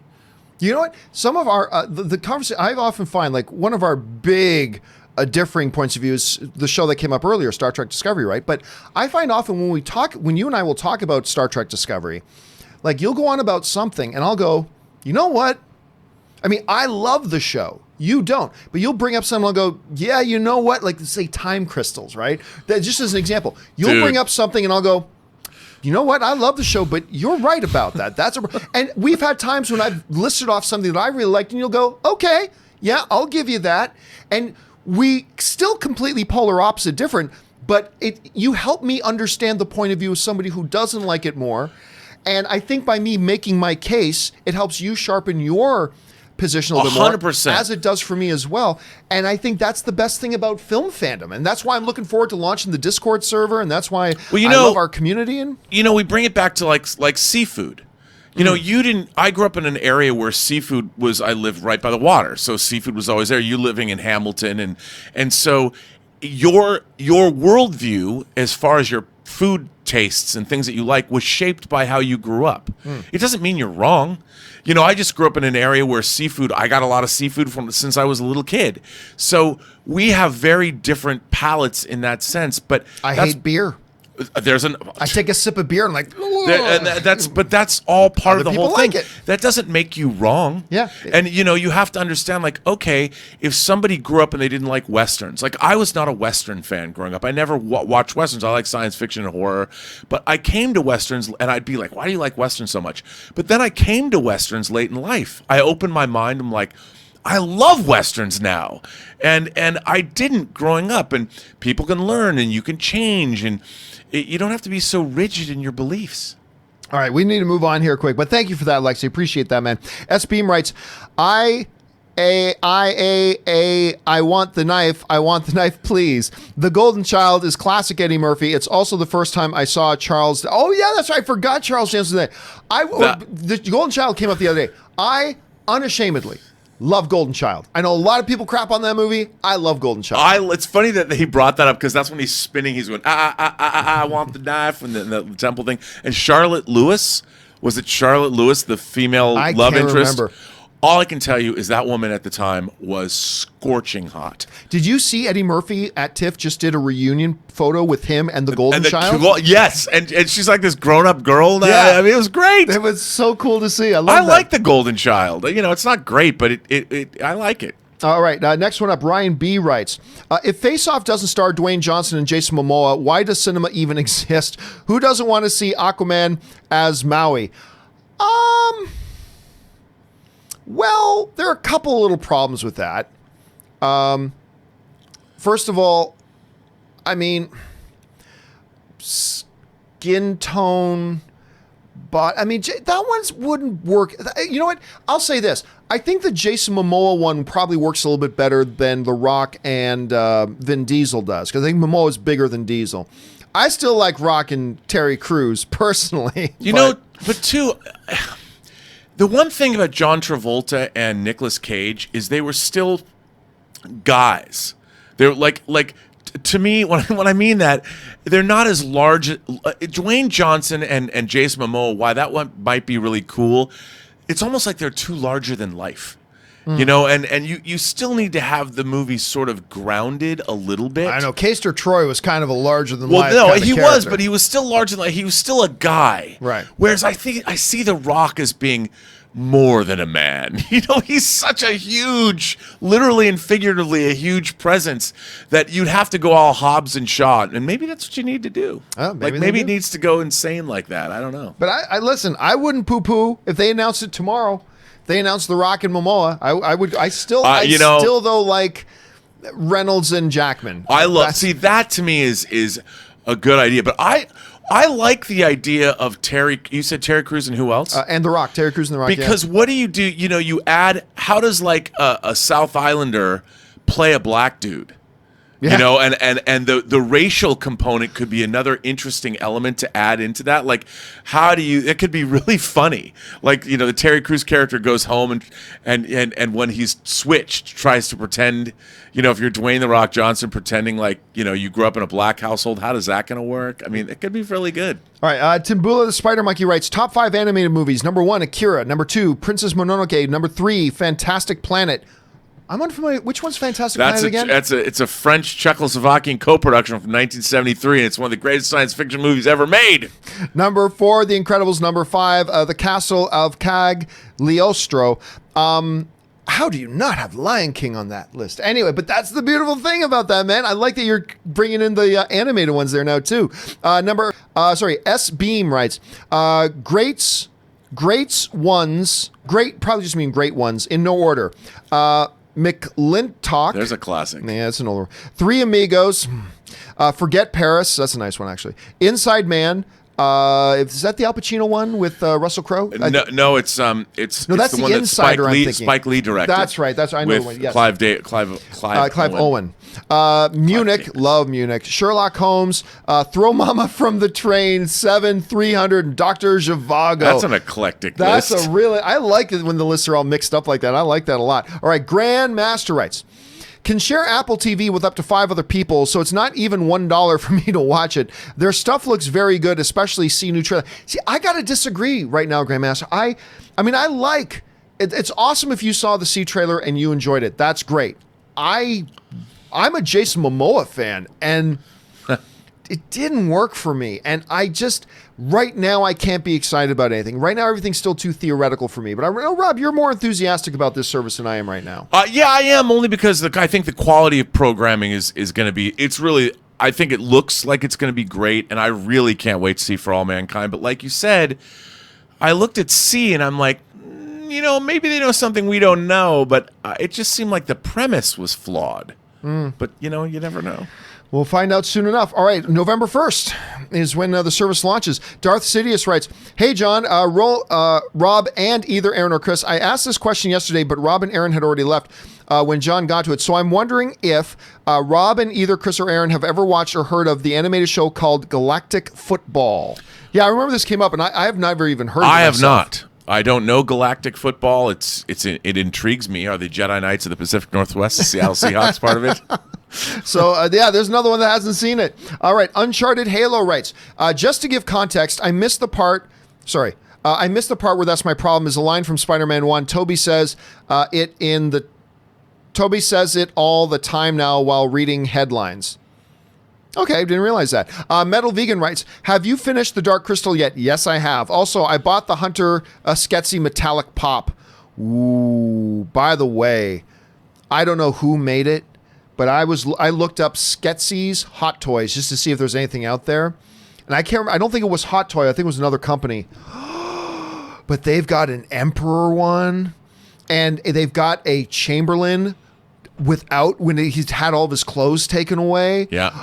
Oh my God. But the Emperor one from the new series looked amazing. I think it's Jason Isaac who does the voice of that.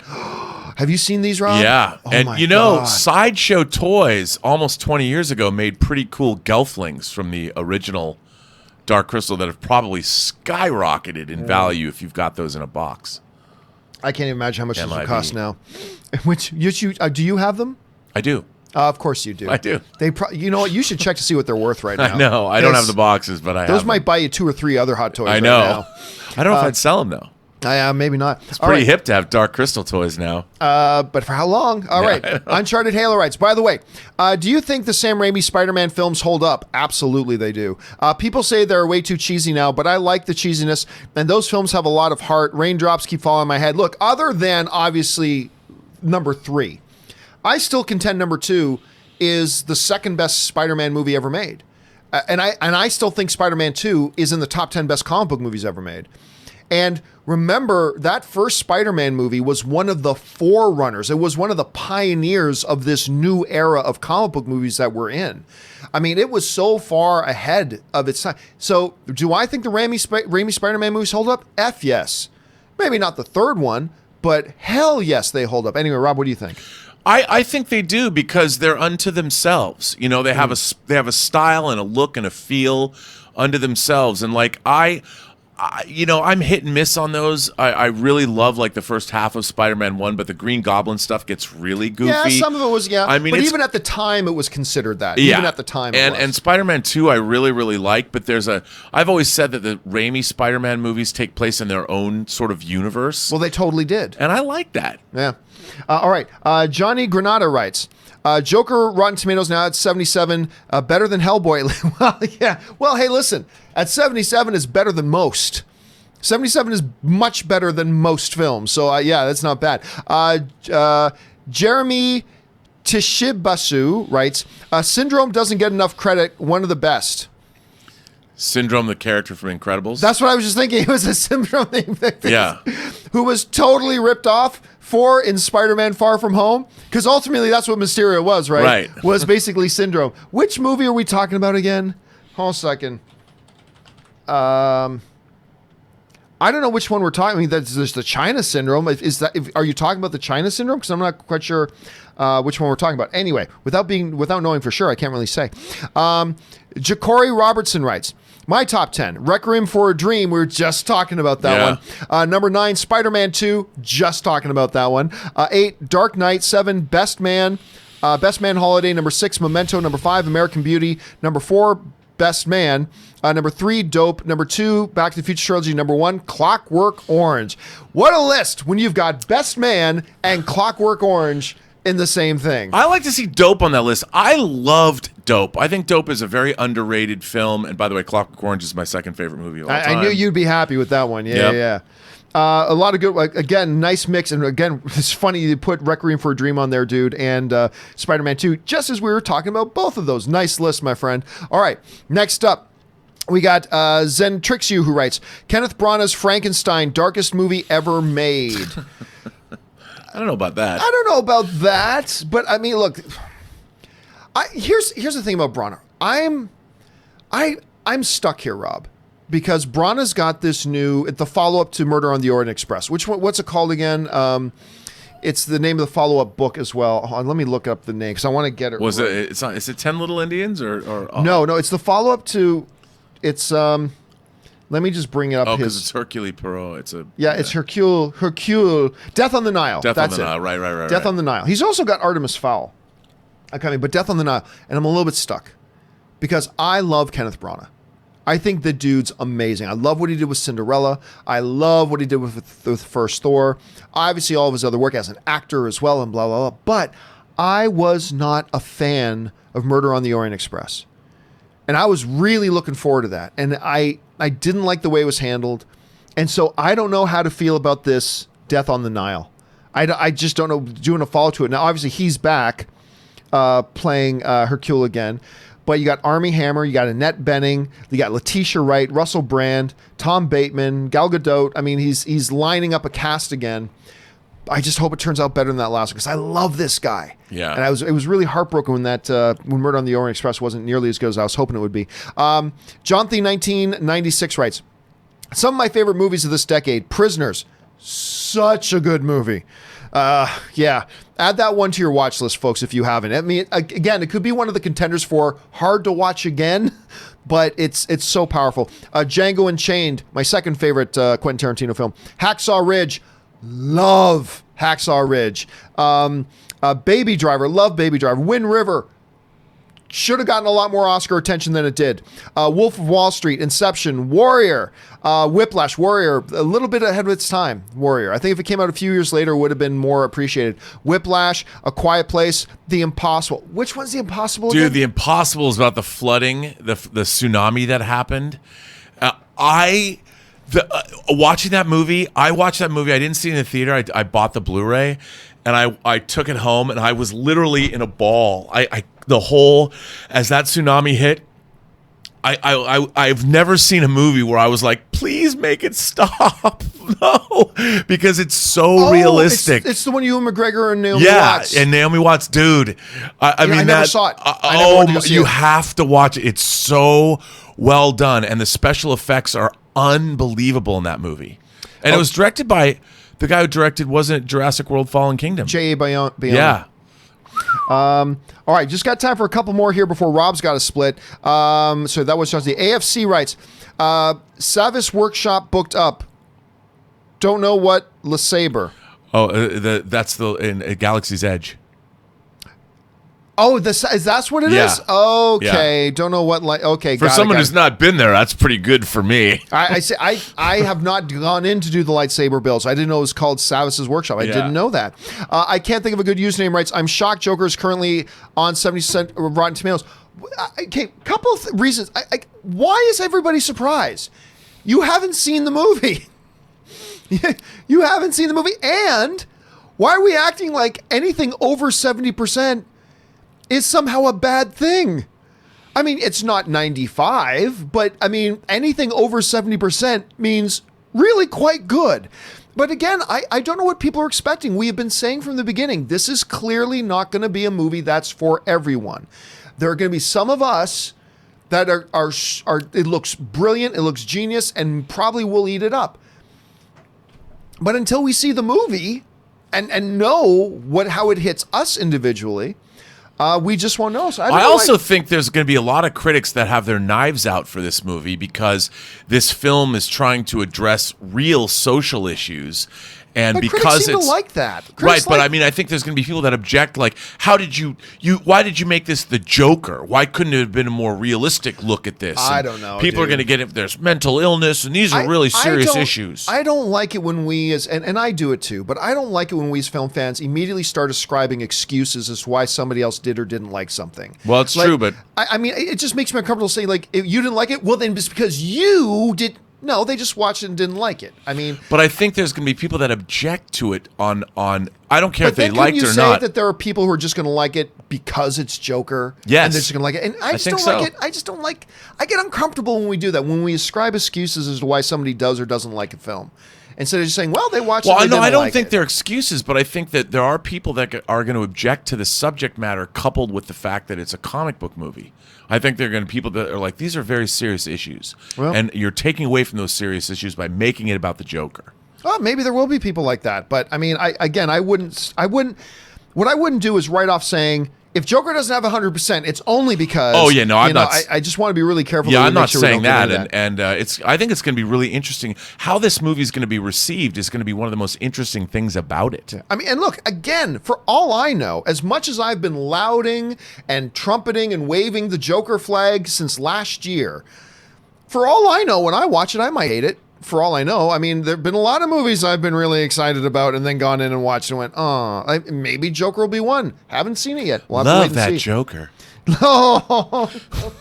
Talking about Jack. All right. Let's see. Chris Feldman writes, yesterday I mentioned how The Lobster passed The Shape of Water as the weirdest movie I've seen. My friend said to check out Pink Flamingos. Oh. I'm not familiar with Pink Pink which one's that? Flamingos, directed by John Waters and starring the transvestite Divine. That is the movie where at the end of the film, she actually eats dog feces. For real. They did that for real. I don't need to see it. I'm good. Tom Gillard writes, It's a classic. Margot Robbie and the chick from Ready or Not in the new Face Off reboot. Let's make it happen. See, here's the thing. I brought this up before, Rob.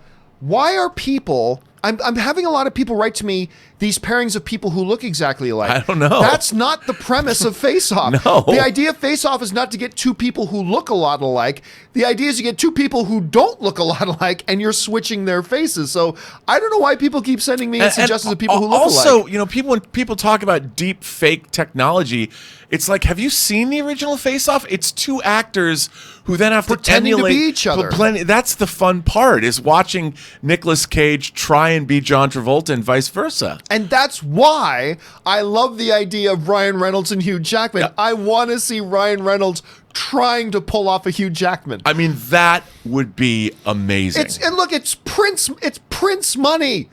Who wouldn't go see Ryan Reynolds and Hugh Jackman doing a Face Off reboot? Get one of the John Wick directors, get Leach in there to direct it, and then you got two of the biggest stars today who already have a history online of going at it. It prints its own money. How can you not make this happen? Can you imagine the marketing campaign? It would For be that the Face greatest Off. marketing campaign in history. It would be Did you ever see, by the way, the thing where we might have talked about before, I can't remember, where on Twitter, Hugh Jackman, Ryan Reynolds, they decided to call a truce. Oh, yeah. And Hugh Jackman, at first they start with Ryan Reynolds' video. He talks about how great Hugh Jackman, then Hugh Jackman is, wow, okay, let's play mine. And Hugh Jackman's like spilling out his gin. He's spilling out Ryan Reynolds' gin and calling some of the funniest crap ever. Oh, it was, yeah. They got to make this. Anyway, okay, let's see. Just three more here. Edgar Navarro writes, my top 10 in order. Number 10, Guardians of the Galaxy 2. I'm not the hugest fan of Guardians of the Galaxy 2. I love the first one. I like 2. I mean, it's I like interesting, 2 as but well. yeah, I wouldn't put it in a top 10 list, though. But hey, that's the beautiful thing about I these know. lists. Number 9, Hercules, the 1997 one. Which one was the 97 one? Is it the animated The animated version? one. The Yeah. animated one. You'll be in my heart. Number 8, Endgame. Number 7, Love, Simon. Love, Simon is such a charming, Yes, it is. nice little film. They're making a TV series out of it now, I believe. Number 6, Scott Pilgrim versus the World. Good Canadian story. Number 5, Ingrid Goes West. That was funny. Yeah. That was funny. I liked that a lot. Number 4, Moana. I love Moana. Number 3, The Greatest Showman. I Actually, Ann and I were just listening to the soundtrack again yesterday, driving home from dinner. We put on the Of course Greatest you Showman. were. Oh, Of course you were, John. I love the soundtrack to that. I know I you tell do. you what, I don't know the girl's name. I got to look it up. There's a song in The Greatest Showman that on screen, it looks like it's being sung by the girl coming up in Dr. Sleep. Oh, yeah. From Mission Impossible. Rebecca Ferguson. But Rebecca Ferguson doesn't actually do her own singing in it. Yeah. The girl who sings it, there's a song in Greatest Showman called Never Be Enough, I believe it's called. Never Enough is what it's called. And Ann and I were listening to this one song. And I remember thinking, I don't know that I've ever had a female vocal performance that I've been purely blown away by as I am by the girl who sings Never Enough from The Greatest Showman. That Rebecca Ferguson does a masterful, beautiful job of lip syncing, but I've got to figure out the name of this girl and find out what else she's done, because if you, Beyonce's great, everybody else, Aretha Franklin, the queen of all time, but I'm telling you, this song, Never Enough from Greatest Showman, listen to the whole song, just listen to this girl's vocal performance in it. Yeah. She does things in that song with her voice. There's emotion and passion in it, pure nuclear power in it. I could talk about it all day. Anyway, I wouldn't have even seen The Greatest Showman if it wasn't for you playing that song when we were going to look at camera equipment. That's right. I forgot. We were in my car and I told you, you got to listen to this. I hadn't seen the movie, and you got to listen to this. And we're going to get that camera equipment. And I was at Best Buy to pick up something. That's right. I was at Best Buy to pick up something else, and there was one lone steelbook of The Greatest Showman sitting on an end cap, and I'm like, you know what? I'm going to buy this. And Elizabeth and I watched it, and I thought it was delightful. And it was all because you're the song and dance man, and you played me that song, John. Sorry, got to finish off Edgar's list here, though. So, Greatest Showman, 2, Booksmart. That's still my favorite film of the year right now. Still, I got to see Ford v Ferrari. Got to see a lot of films still. Number 1, Mortal Kombat. By the way, watching UFC the other day, I can't remember which fighter it came out to. One of the fighters' entrance of this last UFC on the Khabib card. It wasn't Khabib, but one of the fighters of that card came out to Mortal Kombat. Mortal Kombat! It's like, oh my God, this dude's coming out to Mortal Kombat. How cool is it? Mortal Kombat is an awful movie that I love. that I love. Oh my God. Really? Christopher Lambert as Raiden? Could happen. Really? But I love that movie despite how awful it is. I love it. All right. Mike Jones writes, and Mike sends in a big super chat. Thank you so much for supporting the channel on that level. Mike writes, the way Joker got made is Todd Phillips didn't want to do a comic book movie, but wanted to do a film that paid homage to Taxi Driver and the King of Comedy. Warner Brothers said the only way this made is if you make this a Joker movie. Well, there's truth in that, but I've also heard Todd Phillips talk extensively about, we've heard several interviews from him talking extensively about he's always wanted to do a comic, because the comic film is the genre is the big thing right now. He's wanted to make something that would do exactly what Robert said. He wanted to take something that really transcended the genre, and he saw an opportunity. When you look at the character like the Joker, he saw an opportunity to do that. So that's one side of it. But there was also, he's talked very extensively about the other side of it as well, and how he saw this idea of doing this. And he had to get the studios on board and stuff like that. And it worked out great. And from, winning the Golden Lion, most critics are just loving this thing. I can't wait to see this movie, man. I really can't. Yeah. All right.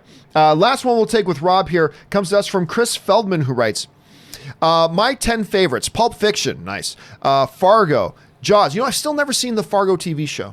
Everybody tells me the Fargo show is really, really good. Really good. But the movie's fantastic. Anyway, Jaws, When Harry Met Sally, The Breakfast Club. Dave, I'm so glad you brought up Dave. Hail to the chief, he's the one that we say hail to. With Kevin Kline. Sigourney Weaver, I believe, is the first lady in that one. God, I love Dave. That movie's so good. Anyway, Benny and June, Her, Purple Rain. You'll like that one, Rob. The Muppet Movie, nice. Legally Blonde comes in as a guilty pleasure. That's a nice, diverse little list in there. Purple Rain is another one of the films that you and I disagree on. Because as much as I loved Prince, I didn't like Purple Rain. Come on, dude. I wish I did. You got to purify yourself in the waters of Lake Minnetonka. Is that the one where they sing Jungle Love? Where that They other do. band The Jungle Love? Time does Whoa, sing whoa. Jungle Love in that movie. That's And right. Morris Day is a character. That's Morris Day, who the hell do you think you are? I wish I liked it, but that's one of the ones that I don't. But I knew you'd be really happy to see that. Anyway, guys, listen. It's Rob's got a split. He's got things he's got to do today. I'm going to go home and watch Purple Rain on Blu-ray right now. And just probably call me and just hold your phone up to the thing the whole time. I've got the 3-pack that has Graffiti Bridge and Under the Cherry Moon in it on Blu-ray. Couple ones I also don't mind passing on. Anyway, Rob, again, shining your light of fun and wonder on everybody blessed enough to be in its presence. Thanks so much for being here, dude. Where can people find you online, sir? You can find me on Twitter at BurnettRM. Find me on Instagram at RMBurnett, and always find me on my YouTube channel, The Burnettwork, and its adjacent website, theburnettwork.net. All right, and we will see you again, Rob, in a couple of days. So for now, guys, you and I keep going. We still got about 20 minutes here that we can go. So let's keep rolling on with more of your questions. Let's see. That was Chris Feldman. Julian Bobby Mitchell writes, a lot of theory/rumors that episode 9 will include time travel. Ray and the gang will go back in time, probably to original trilogy era. If that's true, how would you feel about it? Not good at all.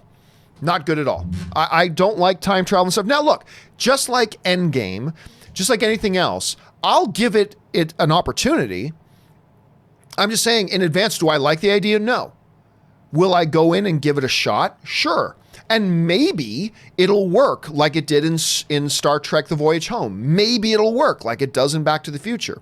Or maybe it'll be another cheap-ass thing that they try like in 100 other movies that use time travel. I don't like time travel. I've always been clear about that.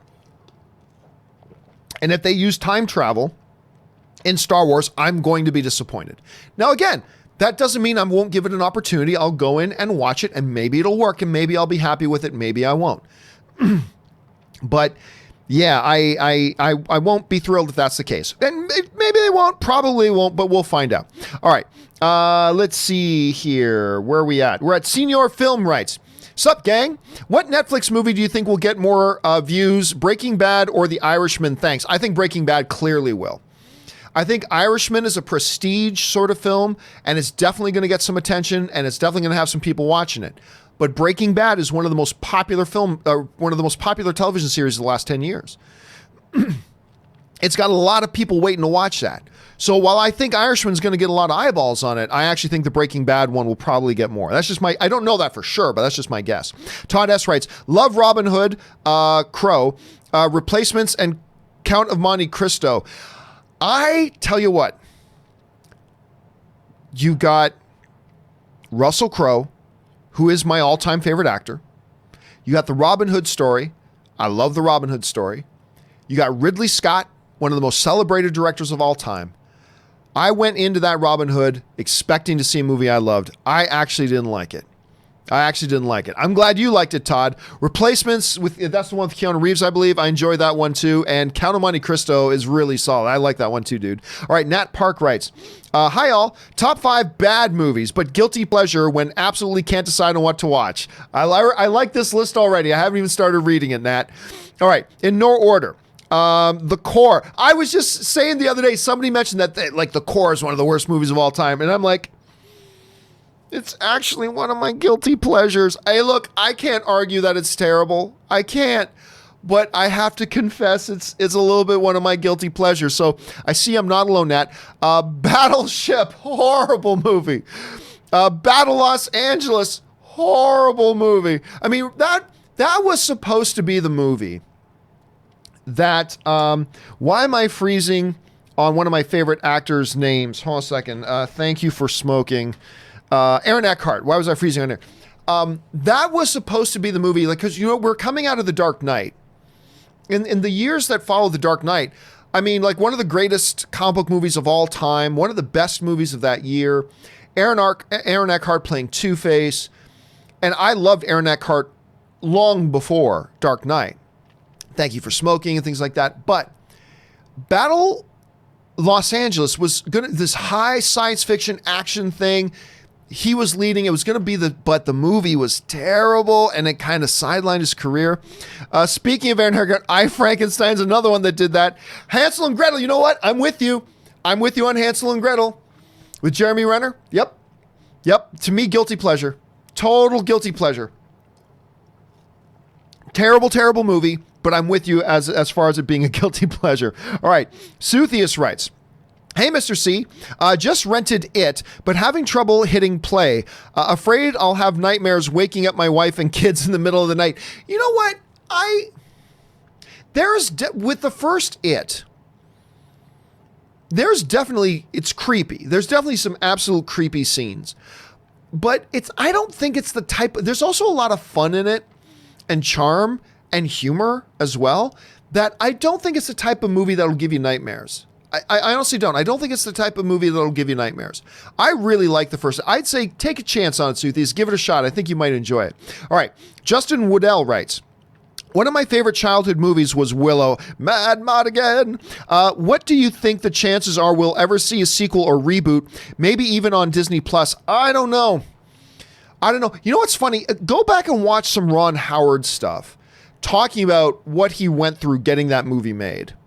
There was a lot of challenges in making that movie and to try to do another one. Now, there have been whispers over the years about maybe them taking another shot at Willow, but it's always also been followed up with, it'll probably never happen. You know, it's usually been followed like, there's been some talk here, but it'll probably never happen. So I don't know. I'm going to go on a limb and guess that no, they probably won't. I'd be down for it if they wanted to give it a try, but right now I'm going to guess that they probably won't. That's just me though, Justin. Maybe they will. Suthius also writes, I'm taking hold of every moment given strength by the breath of life. I'm going to stake my claim. I fight to survive. Kumite, kumite, kumite, kumite, blood sport. You will be next with the great Bolo Young. That dude, I remember at the time, that dude, Bolo Young from Bloodsport, had the disproportionately biggest pecs I'd ever seen on a dude. Like, I'd seen bigger pecs on giant bodybuilders, yes, but proportionally, this dude's chest was like this. It was almost like if it was done today, you would think it was a bodysuit, or you would think it was CGI. I just remember at the time thinking, this dude's got the most disproportional pecs I've ever seen. Anyway, Connor Farley writes, hey, John, I'm looking to start screenwriting. Nice. Do you have any tips on how to break down a movie screenplay structurally? Thanks. Well, dude, you're asking me to give you a 4-hour... You're talking to a dude who's written 4 screenplays total in my entire life. I've written 4 screenplays, period. I actually had one optioned. I did. This is back when I was still in Canada. I actually wrote a screenplay that a studio came and actually paid me an option for it. It was kind of cool. But anyway, never got made into anything, though. But... I'm the wrong guy to ask. Like I said, in grand total, I have written 4 screenplays. I'm not the expert. But you're talking about, there are like 1, 2, 3, 4 hour long symposiums done on breaking that down. Best thing I can suggest is go to look up stuff. The number one piece of advice I give anybody who wants to get into screenwriting or writing a novel or writing anything is this. Just write. Write. Even when you don't have an idea, write. I always say this, you cannot steer a parked car, right? You got to get the car moving to be able to steer it, right? So maybe you're moving in the wrong direction, but at least if you're moving in the wrong direction, you can steer it in the right direction later. Don't sit around and wait to have the perfect idea. Don't sit around and wait to totally know how to start the next scene. Just write. You can always go back and scrap it once you get the real idea, but the key thing is write. Even if it's gibberish, sit down and write. Just sit down and write Apple, Tooth Fairy, Cars, Alabama, Fun Trip, Wii, Fairyland, yay. It doesn't matter. Even if you're typing gibberish, write so you can start to get your mind going. That's the number one piece of advice I have. As far as the structural breakdown, again, those are hour-long things you can get into, and there's lots of stuff you can look up for that. But my best piece of advice, because this is where, you think that sounds simple, but that's where everybody gets stuck. They sit there and type nothing and wait for the perfect idea to come. It's often in the process that the ideas come. So just start writing, just keep going. That's my advice. Anyway, Colby Harris writes, should I give The Godfather a chance? It never really looked like a movie that interested. So many people will tell me you have to watch The Godfather. Oh yeah, I think you owe it to yourself to watch The Godfather. Look, all film is subjective. Not every movie is for everybody. But when you watch The Godfather for the first time, you will instantly start to recognize how that movie has influenced heavily almost every movie you've ever seen in your life. Like, oh, you're watching one scene in The Godfather. Oh, that's where those 20 movies got this from. Then you watch the next scene. Oh, that's where those 10 movies got this from. Then you watch the next scene. Oh, that's where those other 17 movies got this from. Like, it's simply, you can make an argument it is the most influential film ever made. So whether you love The Godfather or not, I would say as a film fan, you owe it to yourself, not to anybody else. I think you owe it to yourself to watch it. To me, it is one of the greatest films of all time.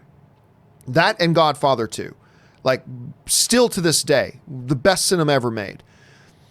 You may not feel the same way, but because of how influential it has been on everything else, I say, Colby, watch it, because then it's gonna really make you appreciate everything else that comes after it. That's my point of view at any rate. So yeah, check it out, man.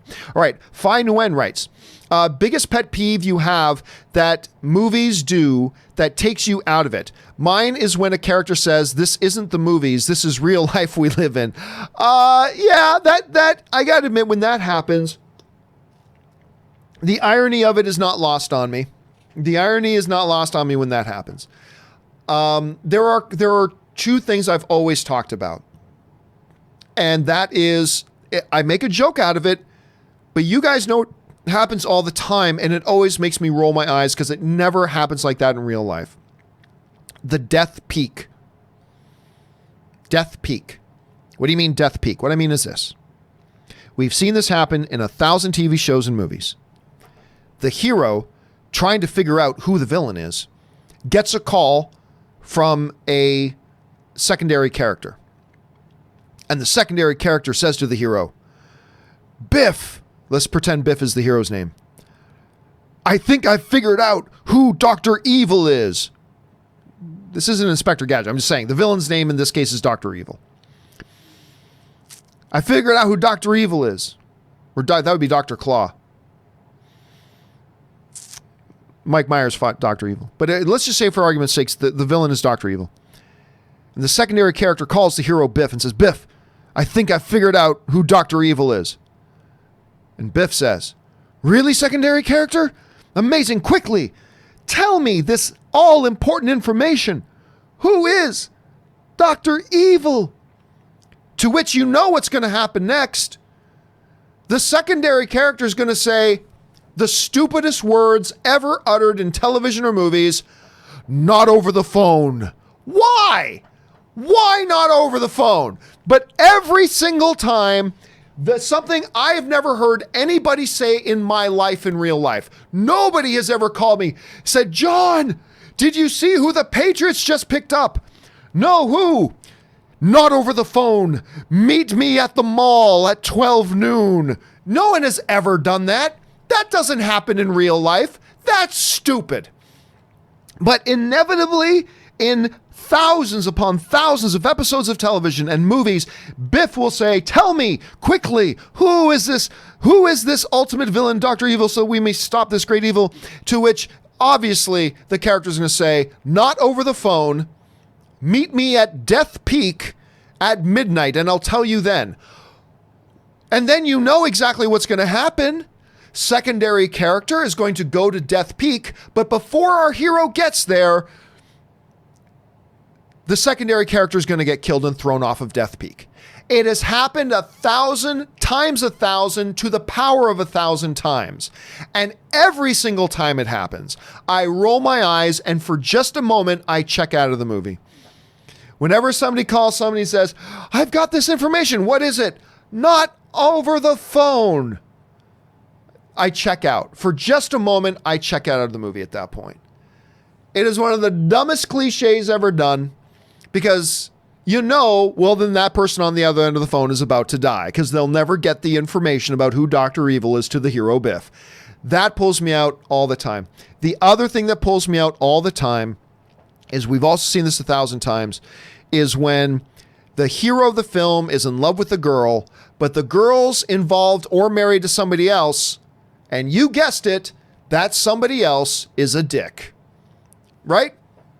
It hardly is ever the case where the girl that the hero loves and wants is either dating or married to a truly great guy who cherishes her and treats her right, and they love each other and blah, blah, blah. Nope. When the hero likes the girl, whoever the guy is that girl's involved in, you automatically know is a dick. And that when that happens in a TV show or movie, I automatically check out for a moment. So those are the things to me that really make me check out. Anyway.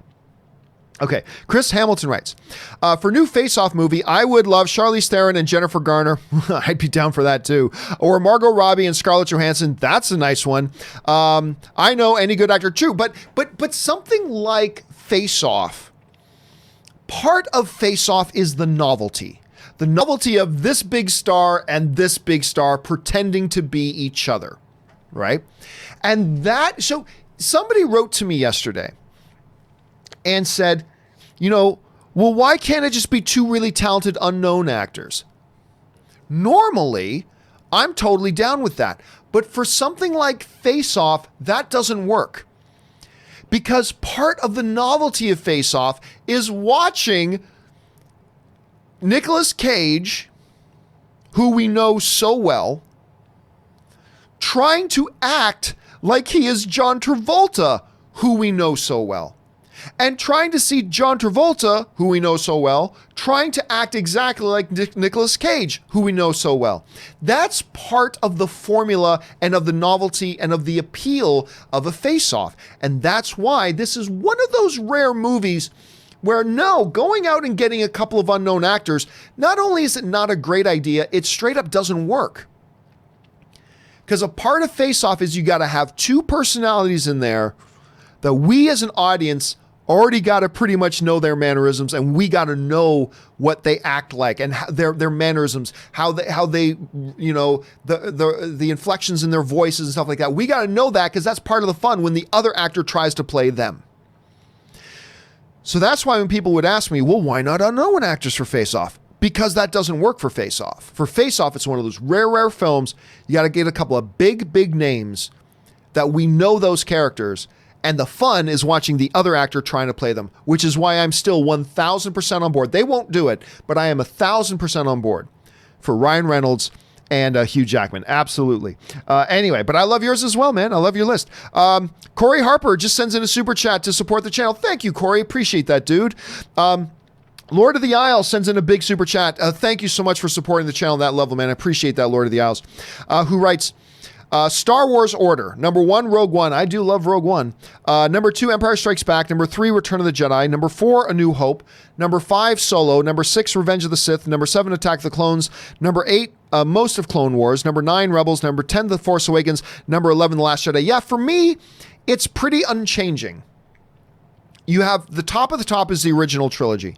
To me, nothing has ever come close to the original trilogy. Nothing's come close. So you got the original trilogy up here. Then down about here, to me, you have The Force Awakens, Rogue One, Solo, The Last Jedi. Then you go way down here, and you got Revenge of the Sith, you got A Phantom Menace, and then you've got, we're only counting movies here. Then at the bottom of the bottom, you got Attack of the Clones. I'm not a fan of Rebels, although I do probably like Rebels more than a couple of the prequels. I am a fan of, I'm not a fan of Clone Wars, I should say. I am a fan of Rebels, but they were a little bit hit and miss. Rebels was a little bit hit and miss. Overall, I liked it. Actually, I quite liked some of it. But it was sometimes also, to be honest, it was a little bit hit and miss at times. So anyway, Lord of the Allison writes, top 5 comic book films. Number 1, Man of Steel. Love Man of Steel. Number 2, The Dark Knight. Number 3, Winter Soldier. Number 4, Guardians of the Galaxy. Number 5, Aquaman. And people don't hate me, but I don't like Infinity War or Endgame. You're not alone. You're not alone. I mean, I really do like Infinity War. I really do like Endgame quite a bit.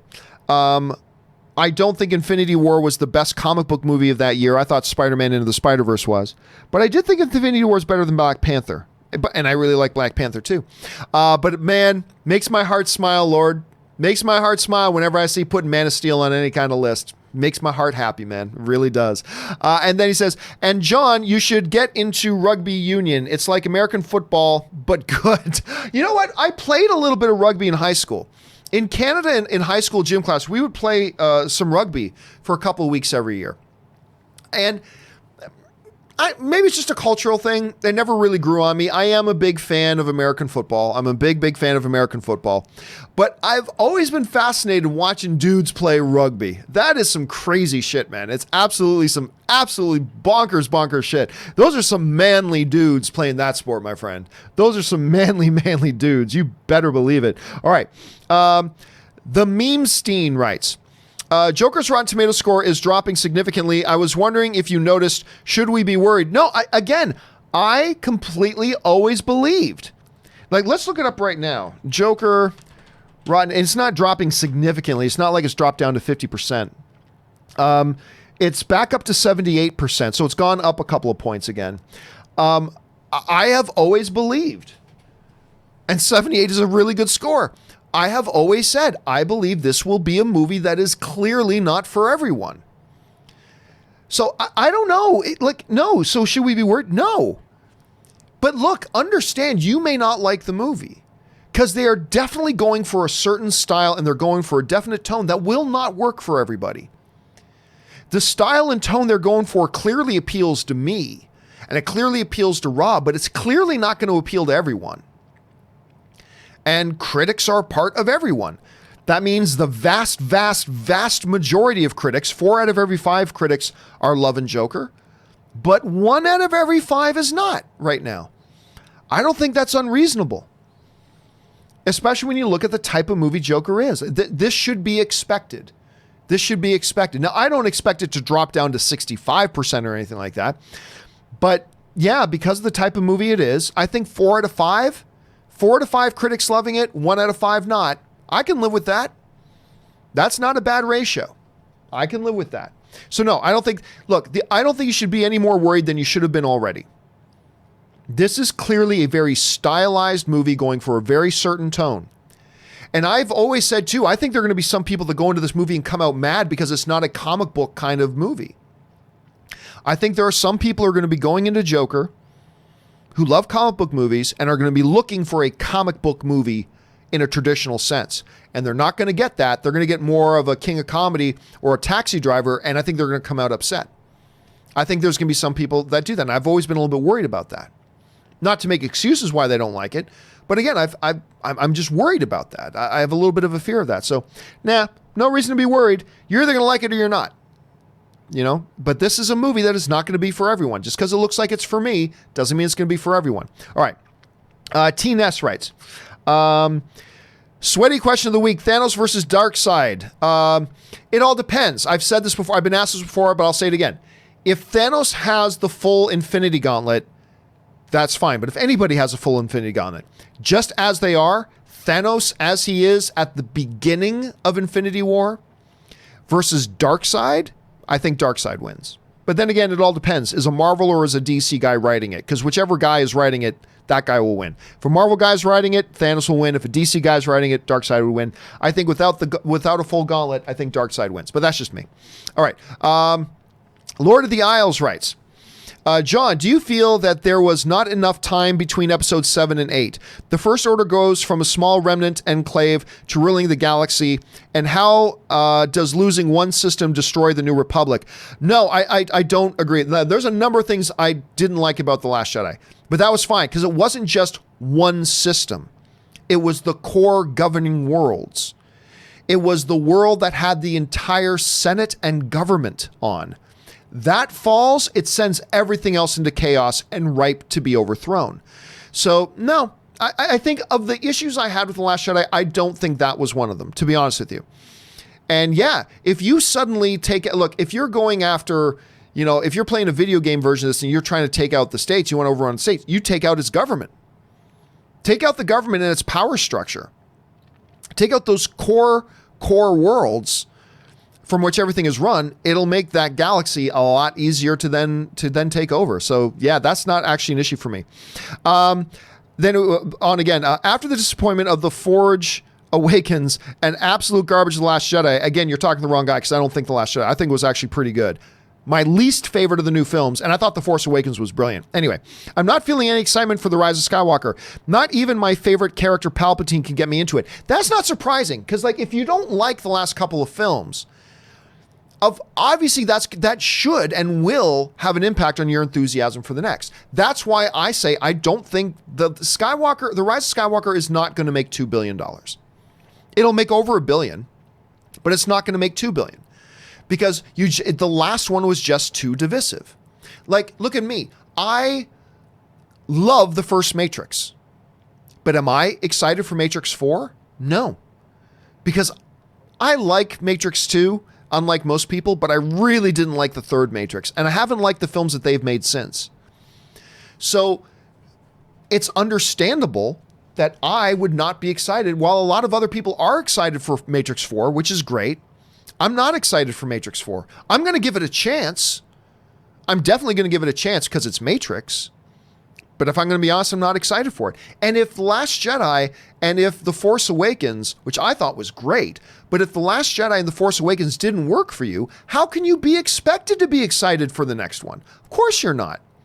You'll probably give it a chance and you'll probably go in open-minded, but why would you be excited about it if the last couple of ones that you saw didn't thrill you? Why would I be excited about Matrix 4 if what I've seen recently from these guys didn't thrill me? So I think that's totally understandable and totally normal. Anyway, let's see. Lord of the Allison writes, did you like any of the old Star Wars EU? I thought it was mostly crap except for the book series The Last Jedi, The Last of the Jedi, and the Knights of the Old Republic era with the Mandalorian Wars and Jedi Civil War. I mean, obviously, like everybody else, I loved The Last Command, the Grand Admiral Thrawn trilogy. Loved that series, which is why Star Wars cherry picked out the Grand Admiral Thrawn character and brought him in. Rogue Squadron had a couple of interesting stories, for the most part, not overall. When they got it, I never know if I pronounced it right. When some of the stuff involving the Uzang Vong, and I've never know if I pronounced that right because I only ever read it. I've never heard anybody say it. Some of that stuff was pretty interesting, but I agree with you. I thought a lot of the EU stuff was garbage.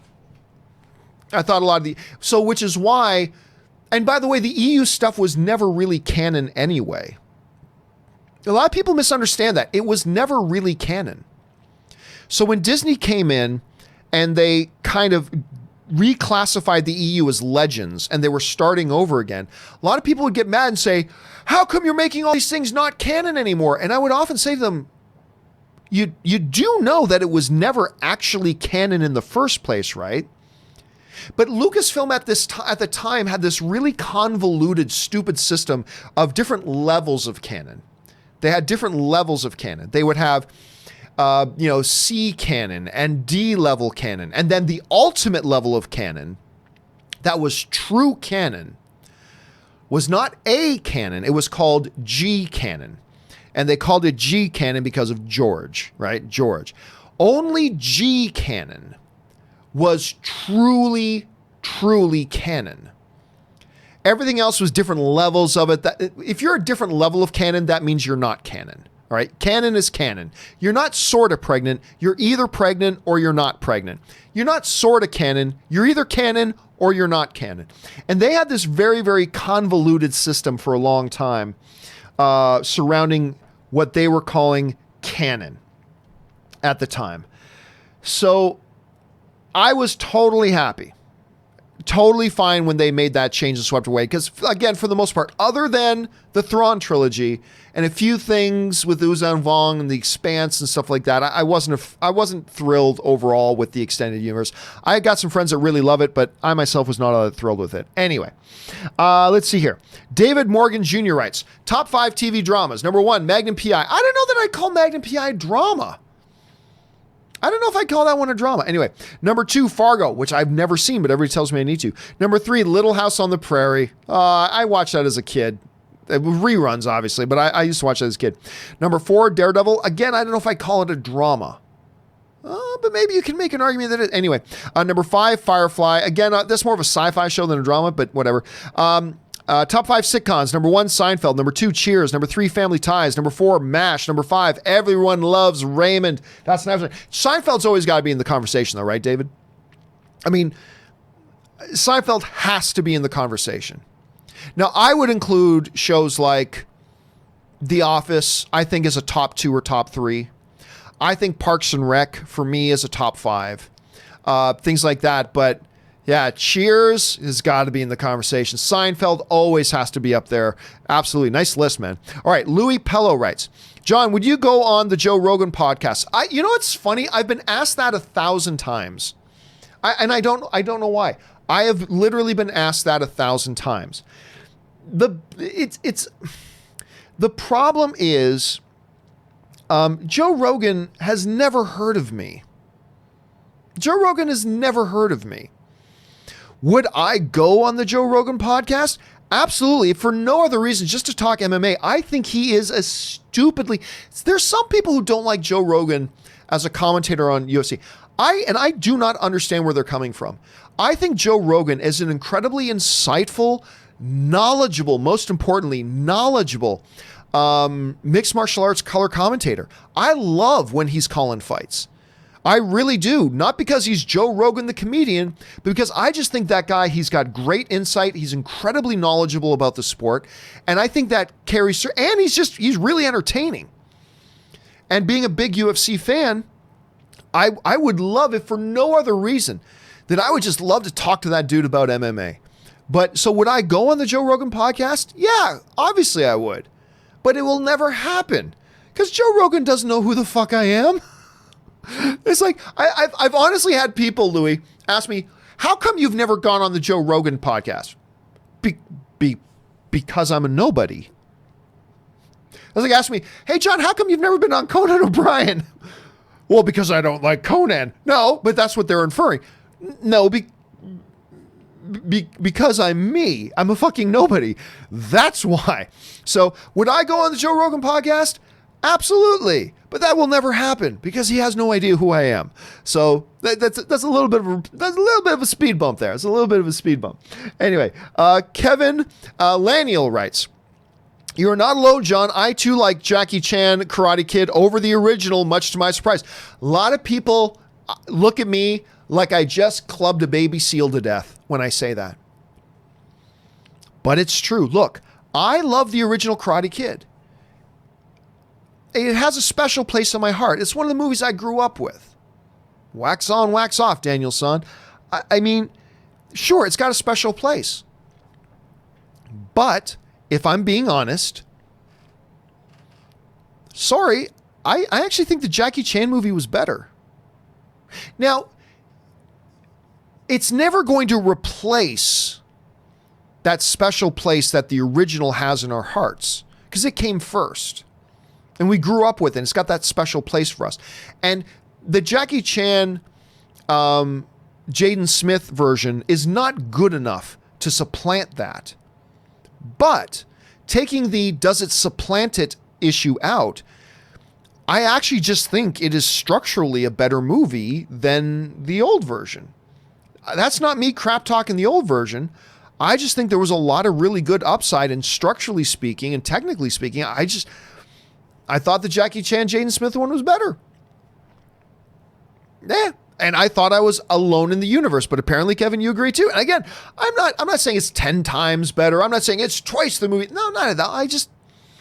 If I had to sit down right now and say, look, you've got 2.5 hours to kill. You can either watch the original Karate Kid or you can watch the newer version. I'm actually watching the newer version. Anyway, a lot of people look at me like I just said, I'm going to club a baby seal to death. That's how people look at me when I say that. Anyway, Kevin also writes, one of two. Top 10, Fast 5, Mask of Zorro. Number 8, P.S. I Love You. That's a really nice movie. Number 7, The Man in the Iron Mask. Nobody says that. I like Man in the Iron Mask. I'll go into that in a second. Number 6, Pirates of the Caribbean. Number 5, Blood Diamond. Number 4, The Departed. Number 3, Inglourious Basterds. Number 2, The Dark Knight. Number 1, Infinity War. I wouldn't put Infinity War up that high, but hey, it worked for you. Man in the Iron Mask. I've always said, I believe if you watch 2 movies back to back, The Three Musketeers with Kiefer Sutherland and Charlie Sheen, Oliver Platt, and who else was in there? who was the guy who played D'Artagnan again? Chris something or other played D'Artagnan. I'm forgetting who. But you had the three Musketeers was Kiefer Sutherland, Charlie Sheen, and Oliver Platt, who were great in that. And anyway, and then Chris something or other as D'Artagnan. If you then watch Man in the Iron Mask, which is not a sequel to the Three Musketeers, by the way, it's a reboot sort of thing, but it happens like 20 years later or whatever. Man the Iron Mask with Gerard Depardieu, you had John Malkovich, you had Jeremy Irons, you had Leonardo DiCaprio, you had Gabriel Byrne, and you watch those two back to back. They were totally, one's a reboot, but they totally work. They totally work and feel like one is a sequel to the other one. Try it sometime. I think you might be pleasantly surprised. All right, let's move on here. What's next? We got Ryan Lohner writes, Merlin is Eggy's father in Dark Crystal.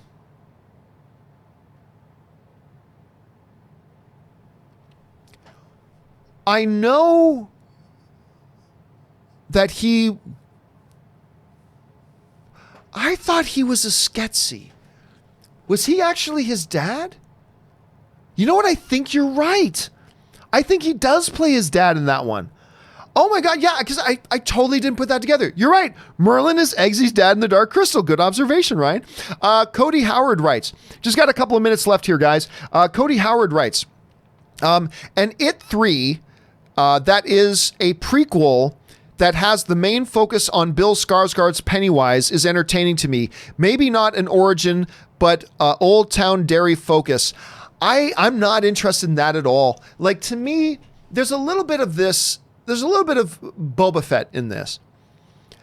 One of the things that makes Boba Fett so cool to me is the mystery that surrounds him. The fact that there is so much we don't know about him. That he is the baddest bounty hunter in the galaxy, and that's all we need to know.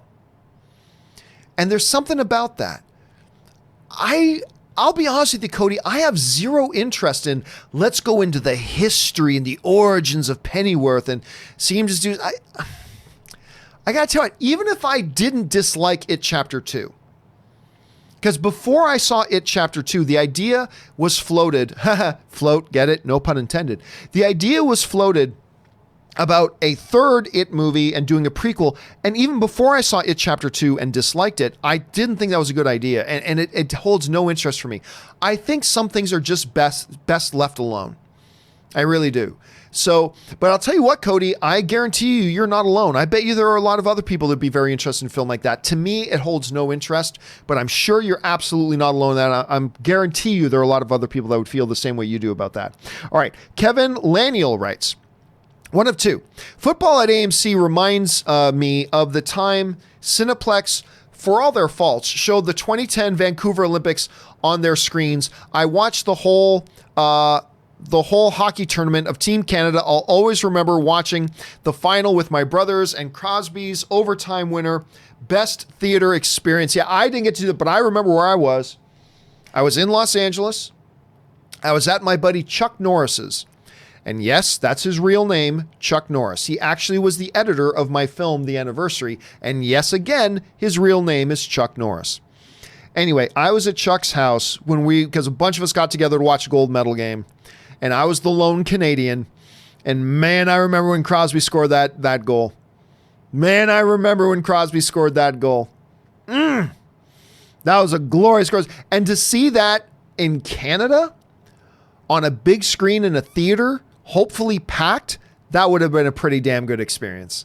That, I can only imagine, Kevin, that must have been all kinds of awesome. Anyway, Zach Taylor writes, Hugh Jackman, Ryan Reynolds, and Face Off. Like the idea? Dude, I tweeted about that yesterday. Actually, I put that up on Twitter yesterday. And I put something up on Twitter. I'll get 200, 300 likes on something I put up on Twitter. No big deal. I don't care that much. But the idea is caught on so much. It's almost at 2,000. It's got over 200 shares or retweets, almost 2,000 likes. For a lot of people's Twitters, that's nothing. But That's much higher than normal from mine. So I put that up on my Twitter. Actually, see if I can get this up here. Yeah, this is on my Twitter that I put up yesterday, because this was also shared in the Patreon supporter Facebook group for the John Campea Show. Somebody put this up. It says, and I just wrote, hey, I mean, if you have to do a reboot of Face Off, and went with this. In order to trap him, he must become him. Dun, dun, dun. So yeah, man, I'm all for it. All right. Let's see. Mickey Altieri writes, be warned, the same source that accurately leaked the plot of Force Awakens months in advance has done the same of Rise of Skywalker. That's always debatable. I'm never worried about stuff like that. Dominic Francis writes, currently on my annual rewatch of Lord of the Rings, ride out with me, ride out and meet them for death and glory, for Rohan, for your people. Dude, seriously. We all know Lord of the Rings are some of the greatest movies ever made. But we take that, we just know it so much, and we're just so used to it, we forget and overlook some of the brilliance in those films, including a lot of those lines, man. Including a lot of those lines that'll just send chills up your spine. Death! And Rohan shall answer. Ah, my friends, you battered. I mean, there's so many unbelievable all-time lines, man, that will stick with me forever. It's amazing. All right. Lincoln Johnson writes, if they decide to do a series of Joker sequels, I would love to see the other possible origins of Joker on film. As Joker himself says, if I'm going to have a pass, I prefer it multiple choice. I really don't. I don't think you can do. I think that would be something that just wouldn't work. It's one thing to pick up another issue of a comic book that, say, does that, and you can read it in 6 minutes. I don't think you make another, I don't think I'd be interested in another entire movie that tries to do what Todd Phillips just did with Joker, to completely tell Joker in an independent, standalone universe world and telling a whole new origin for him again. I don't know that sounds interesting to me, Lincoln. I'll be honest with you. Now, look, there is one of the things, like the line you're talking about specifically, they've made it clear Joker doesn't have any one true, clear origin. They at different times have purported different origins, but then now they even have the Joker kind of letting people know, like, you never know what my origin really is. Like, so they stay ambiguous about that, which is part of the thing that I love. There's some things we don't need explained, some things that are best if you just maintain the mystery. And I believe that. And I think Joker's a good thing on that. To run it back to copy and paste the whole idea of doing the Joker again, I'm not sure I'm on board with that. I think one's enough. The next time you do Joker, it's got to be in the cinematic universe, I think. I think another standalone Joker movie in its own universe, trying to do a different origin, this time from a slightly different point of view. I don't know. I think what you're suggesting, Lincoln, to me sounds ideal as a comic series, like a 10-issue event where every single issue tells a different sort of Joker thing. That sounds interesting to me. A full movie of it? Not sure that it works for me. But who knows? That idea might catch on. All right, guys, listen. We're at 2.5 hours, so what I'm going to do right now is I'm just going to skip through some of the questions here for some of the people who were really generous and supported the channel a lot and send in some fairly big super chats. Answer those, but for everybody else, Ranch King, Sheepdog 117, everybody else all down, don't worry. I'm going to answer your questions properly in a video a little bit later today. I'm going to gather up your questions and we're going to do a companion video a little bit later today to make sure your questions get answered. But for now, I'm going to go to Orlando Rodriguez, who writes, my favorite movie scenes, Hudson Hawk, Bunny Ball, Oscar. He's right. You are an ox and a moron. Not enough people quote Oscar. You are an ox and a moron. Johnny Dangerously, Fargan Iso. That, you might be the first person to bring up Johnny Dangerously on the show, by the way. I love Johnny Dangerously. My cousin Vinny, 2 Yutz, liar, liar. The pen is blue. Dude, I like that. Favorite movie scenes. That's a nice one to do. I like that. Okay, where are we going down to now? Ryan Lohner writes, films 10 to 2 in no order, 12 Angry Men, 7 Samurai, Black Stallion. That's one that hasn't been mentioned before. I loved that one when I was a kid. Searching for Bobby Fischer, another really good one that hasn't been brought up yet. Godfather, Shawshank, Star Wars, E.T., Raiders, Jaws. Then Lord of the Rings is number 1. Yeah, see, to me, like, Star Wars, the original trilogy, is number 1. Lord of the Rings trilogy is in my top 3 or 4 as a collective unit like that. So yeah, a couple of really interesting ones that have not been brought up before. Bobby Fischer was never brought up. Black Stallion was never brought up before. I like the mixing it up there, Ryan. Okay, Call of Duty God writes, John, if this happens, who do you take? Khabib or St. Pierre? Khabib's manager says he wants this fight. This would be an awesome fight. I'll take St. Pierre. George St. Pierre is my all-time favorite MMA fighter. No questions asked. Always will be. He can't beat Khabib. And I'll tell you what. It's not just at being almost 40. Jose, hey, Google, how old is George St. Pierre? George St. Pierre is 38 years old. Okay, so he's 38. He ain't old. But I don't think George St. Pierre in his prime could have beat Khabib. I think Khabib is the best. I think he is the greatest of all time. I've been saying this for a couple of years. I think Khabib is the greatest of all time. We've never seen a guy like him. He will totally control a fight. And when he does eat a shot, he walks right through it. Like, it seems like because guess what? Poirier landed one big shot on him that would have dropped a lot of guys. It was square on the chin, full force, boom. Khabib shook it off, took a couple steps backwards, and that was it. He was fine. McGregor landed a couple of shots on Khabib, never fazed him. So not only, he's like a Terminator. He's always coming forward, and once he gets his hands on you, you're done, son. You're done. And oh, by the way, he can strike. He put Conor McGregor, who was supposed to be at the time like one of the top 3 or 4 pure strikers in MMA. Khabib put him on his ass. First round, boom, looping right, bang, dropped him. So, I mean, he's like, he has no weaknesses. It's crazy. So while George is my favorite of all time, he can't beat Khabib. And I would love to watch that fight. And I will cheer my guts out for George St. Pierre. But he cannot beat Khabib. Listen to me. Nobody can. Pound for pound, nobody can. The only way anybody will ever beat Khabib is if they get in a lucky shot, which can happen to anybody. But somebody just happens to maybe they get a big ball shot on him that the ref doesn't see. I don't know. Maybe Khabib trips walking up the steps into the ring and breaks his foot. I don't know. I mean, anybody can be beat on any given day, but I'm telling you, all other things being even, nobody on this planet, pound for pound, can beat Khabib Nurmagomedov. Nobody. And that includes my all-time favorite, George St. Pierre. But I would love to see that fight. It'd be a big money fight. All right. Roy Ander, Five Sisters writes, top 10 in no order. Thor Ragnarok, Evil Dead. Oh, I got some Evil Dead in there. Star Trek 2, Khan! Born on the 4th of July. That's one nobody's mentioned yet. A great Tom Cruise performance. I think he got nominated for an Academy Award for that, by the way. Dogma. Terra Firma. I'm not familiar with Terra. I know Terra Firma. I'm not familiar with that. Anyway, Star Wars Empire, A Mighty Wind. I was talking about A Mighty Wind the other day. Emperor's New Groove, and a Serbian film, one which affected me forever.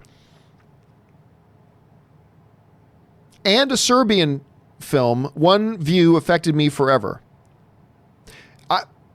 You didn't give me the name of the film, unless the name of it is Serbian film. But at any rate, nice, diverse list there, Roy Sander. I like that a lot. I like that you got things like Mighty Wind in there. Nobody's put Mighty Wind in there. Again, we were just talking about that one the other day. I like that. Thanks for the list, dude. All right, let's see.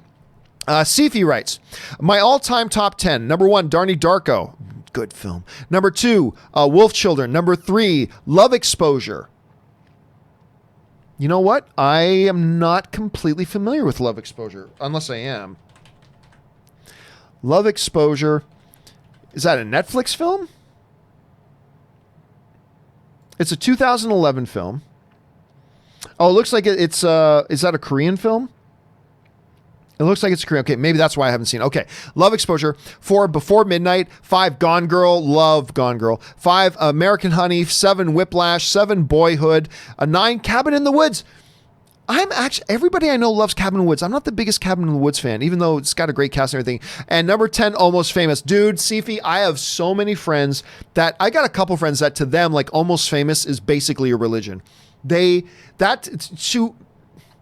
What Star Wars is to me, I've got a couple of friends in particular that Almost Famous is to them. Like, it's the movie that made them fall in love with movies. You know, that's what Star Wars is to me, but Almost Famous is that for a couple of friends of mine. So you're in good company. All right, let's see what else we got here. We've got Adrian Chandler writes, 28 films have been nominated for Best Picture and no other major Oscar categories. I don't think that's not true. It depends on what you consider major. You keep saying Black Panther was an anomaly, but it's actually quite common. No, it's certainly not. Because I remember we did this whole video on it anyway. Last one was Selma in 2000. Selma is one.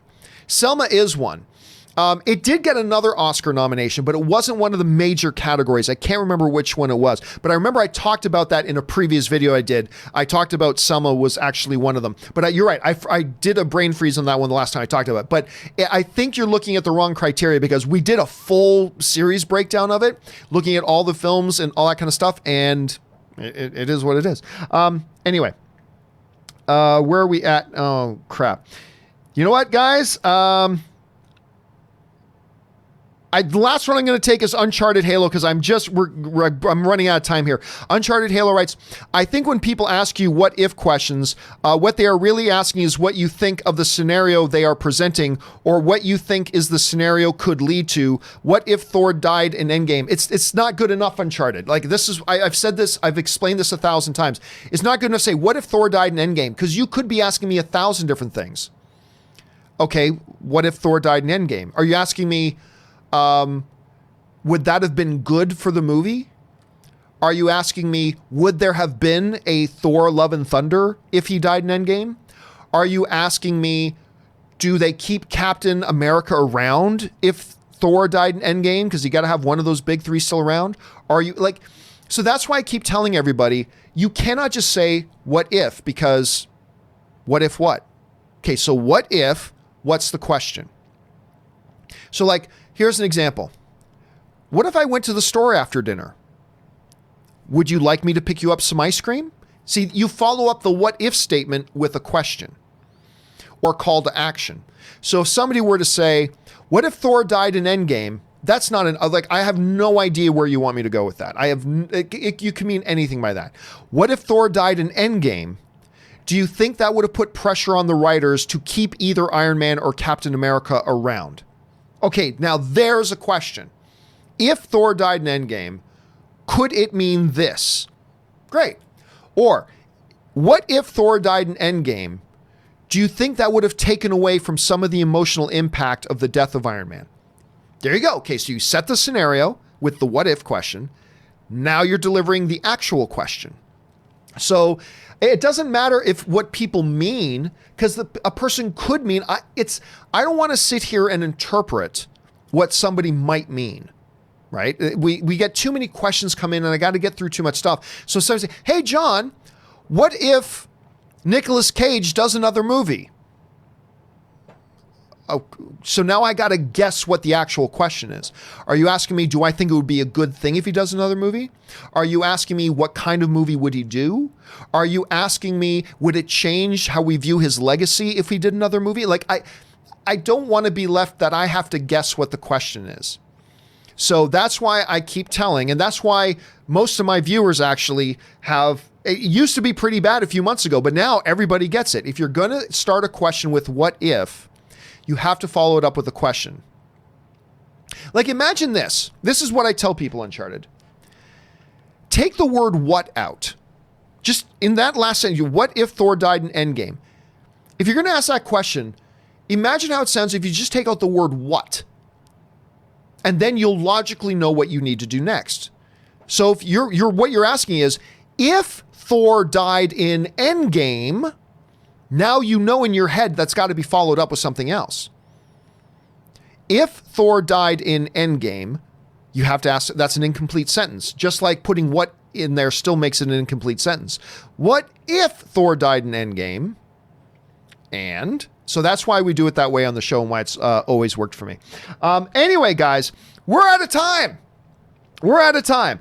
We got to move on. I wanted to get to all the other big ones, but guys, listen, for everybody else who sent in super chat questions, both before and after, don't worry. Your questions are going to get gathered up and answered properly in a companion video a little bit later today. All right, guys, that will do it for today's installment of the John Campea Show. Thank you so much for being here. Don't forget, the John Campea Show returns again tomorrow. Tomorrow, we're going to have Chris Carr and Aaron Cummings on the show. It's No Pants Thursday, as Aaron calls it. So hopefully you guys will be back to join us for that as well. And then Robert will be back again on Friday for Friday's show. All right, guys, that will do it for me for now. Thanks so much for being here. My name's John Campea, and until next time, bye-bye.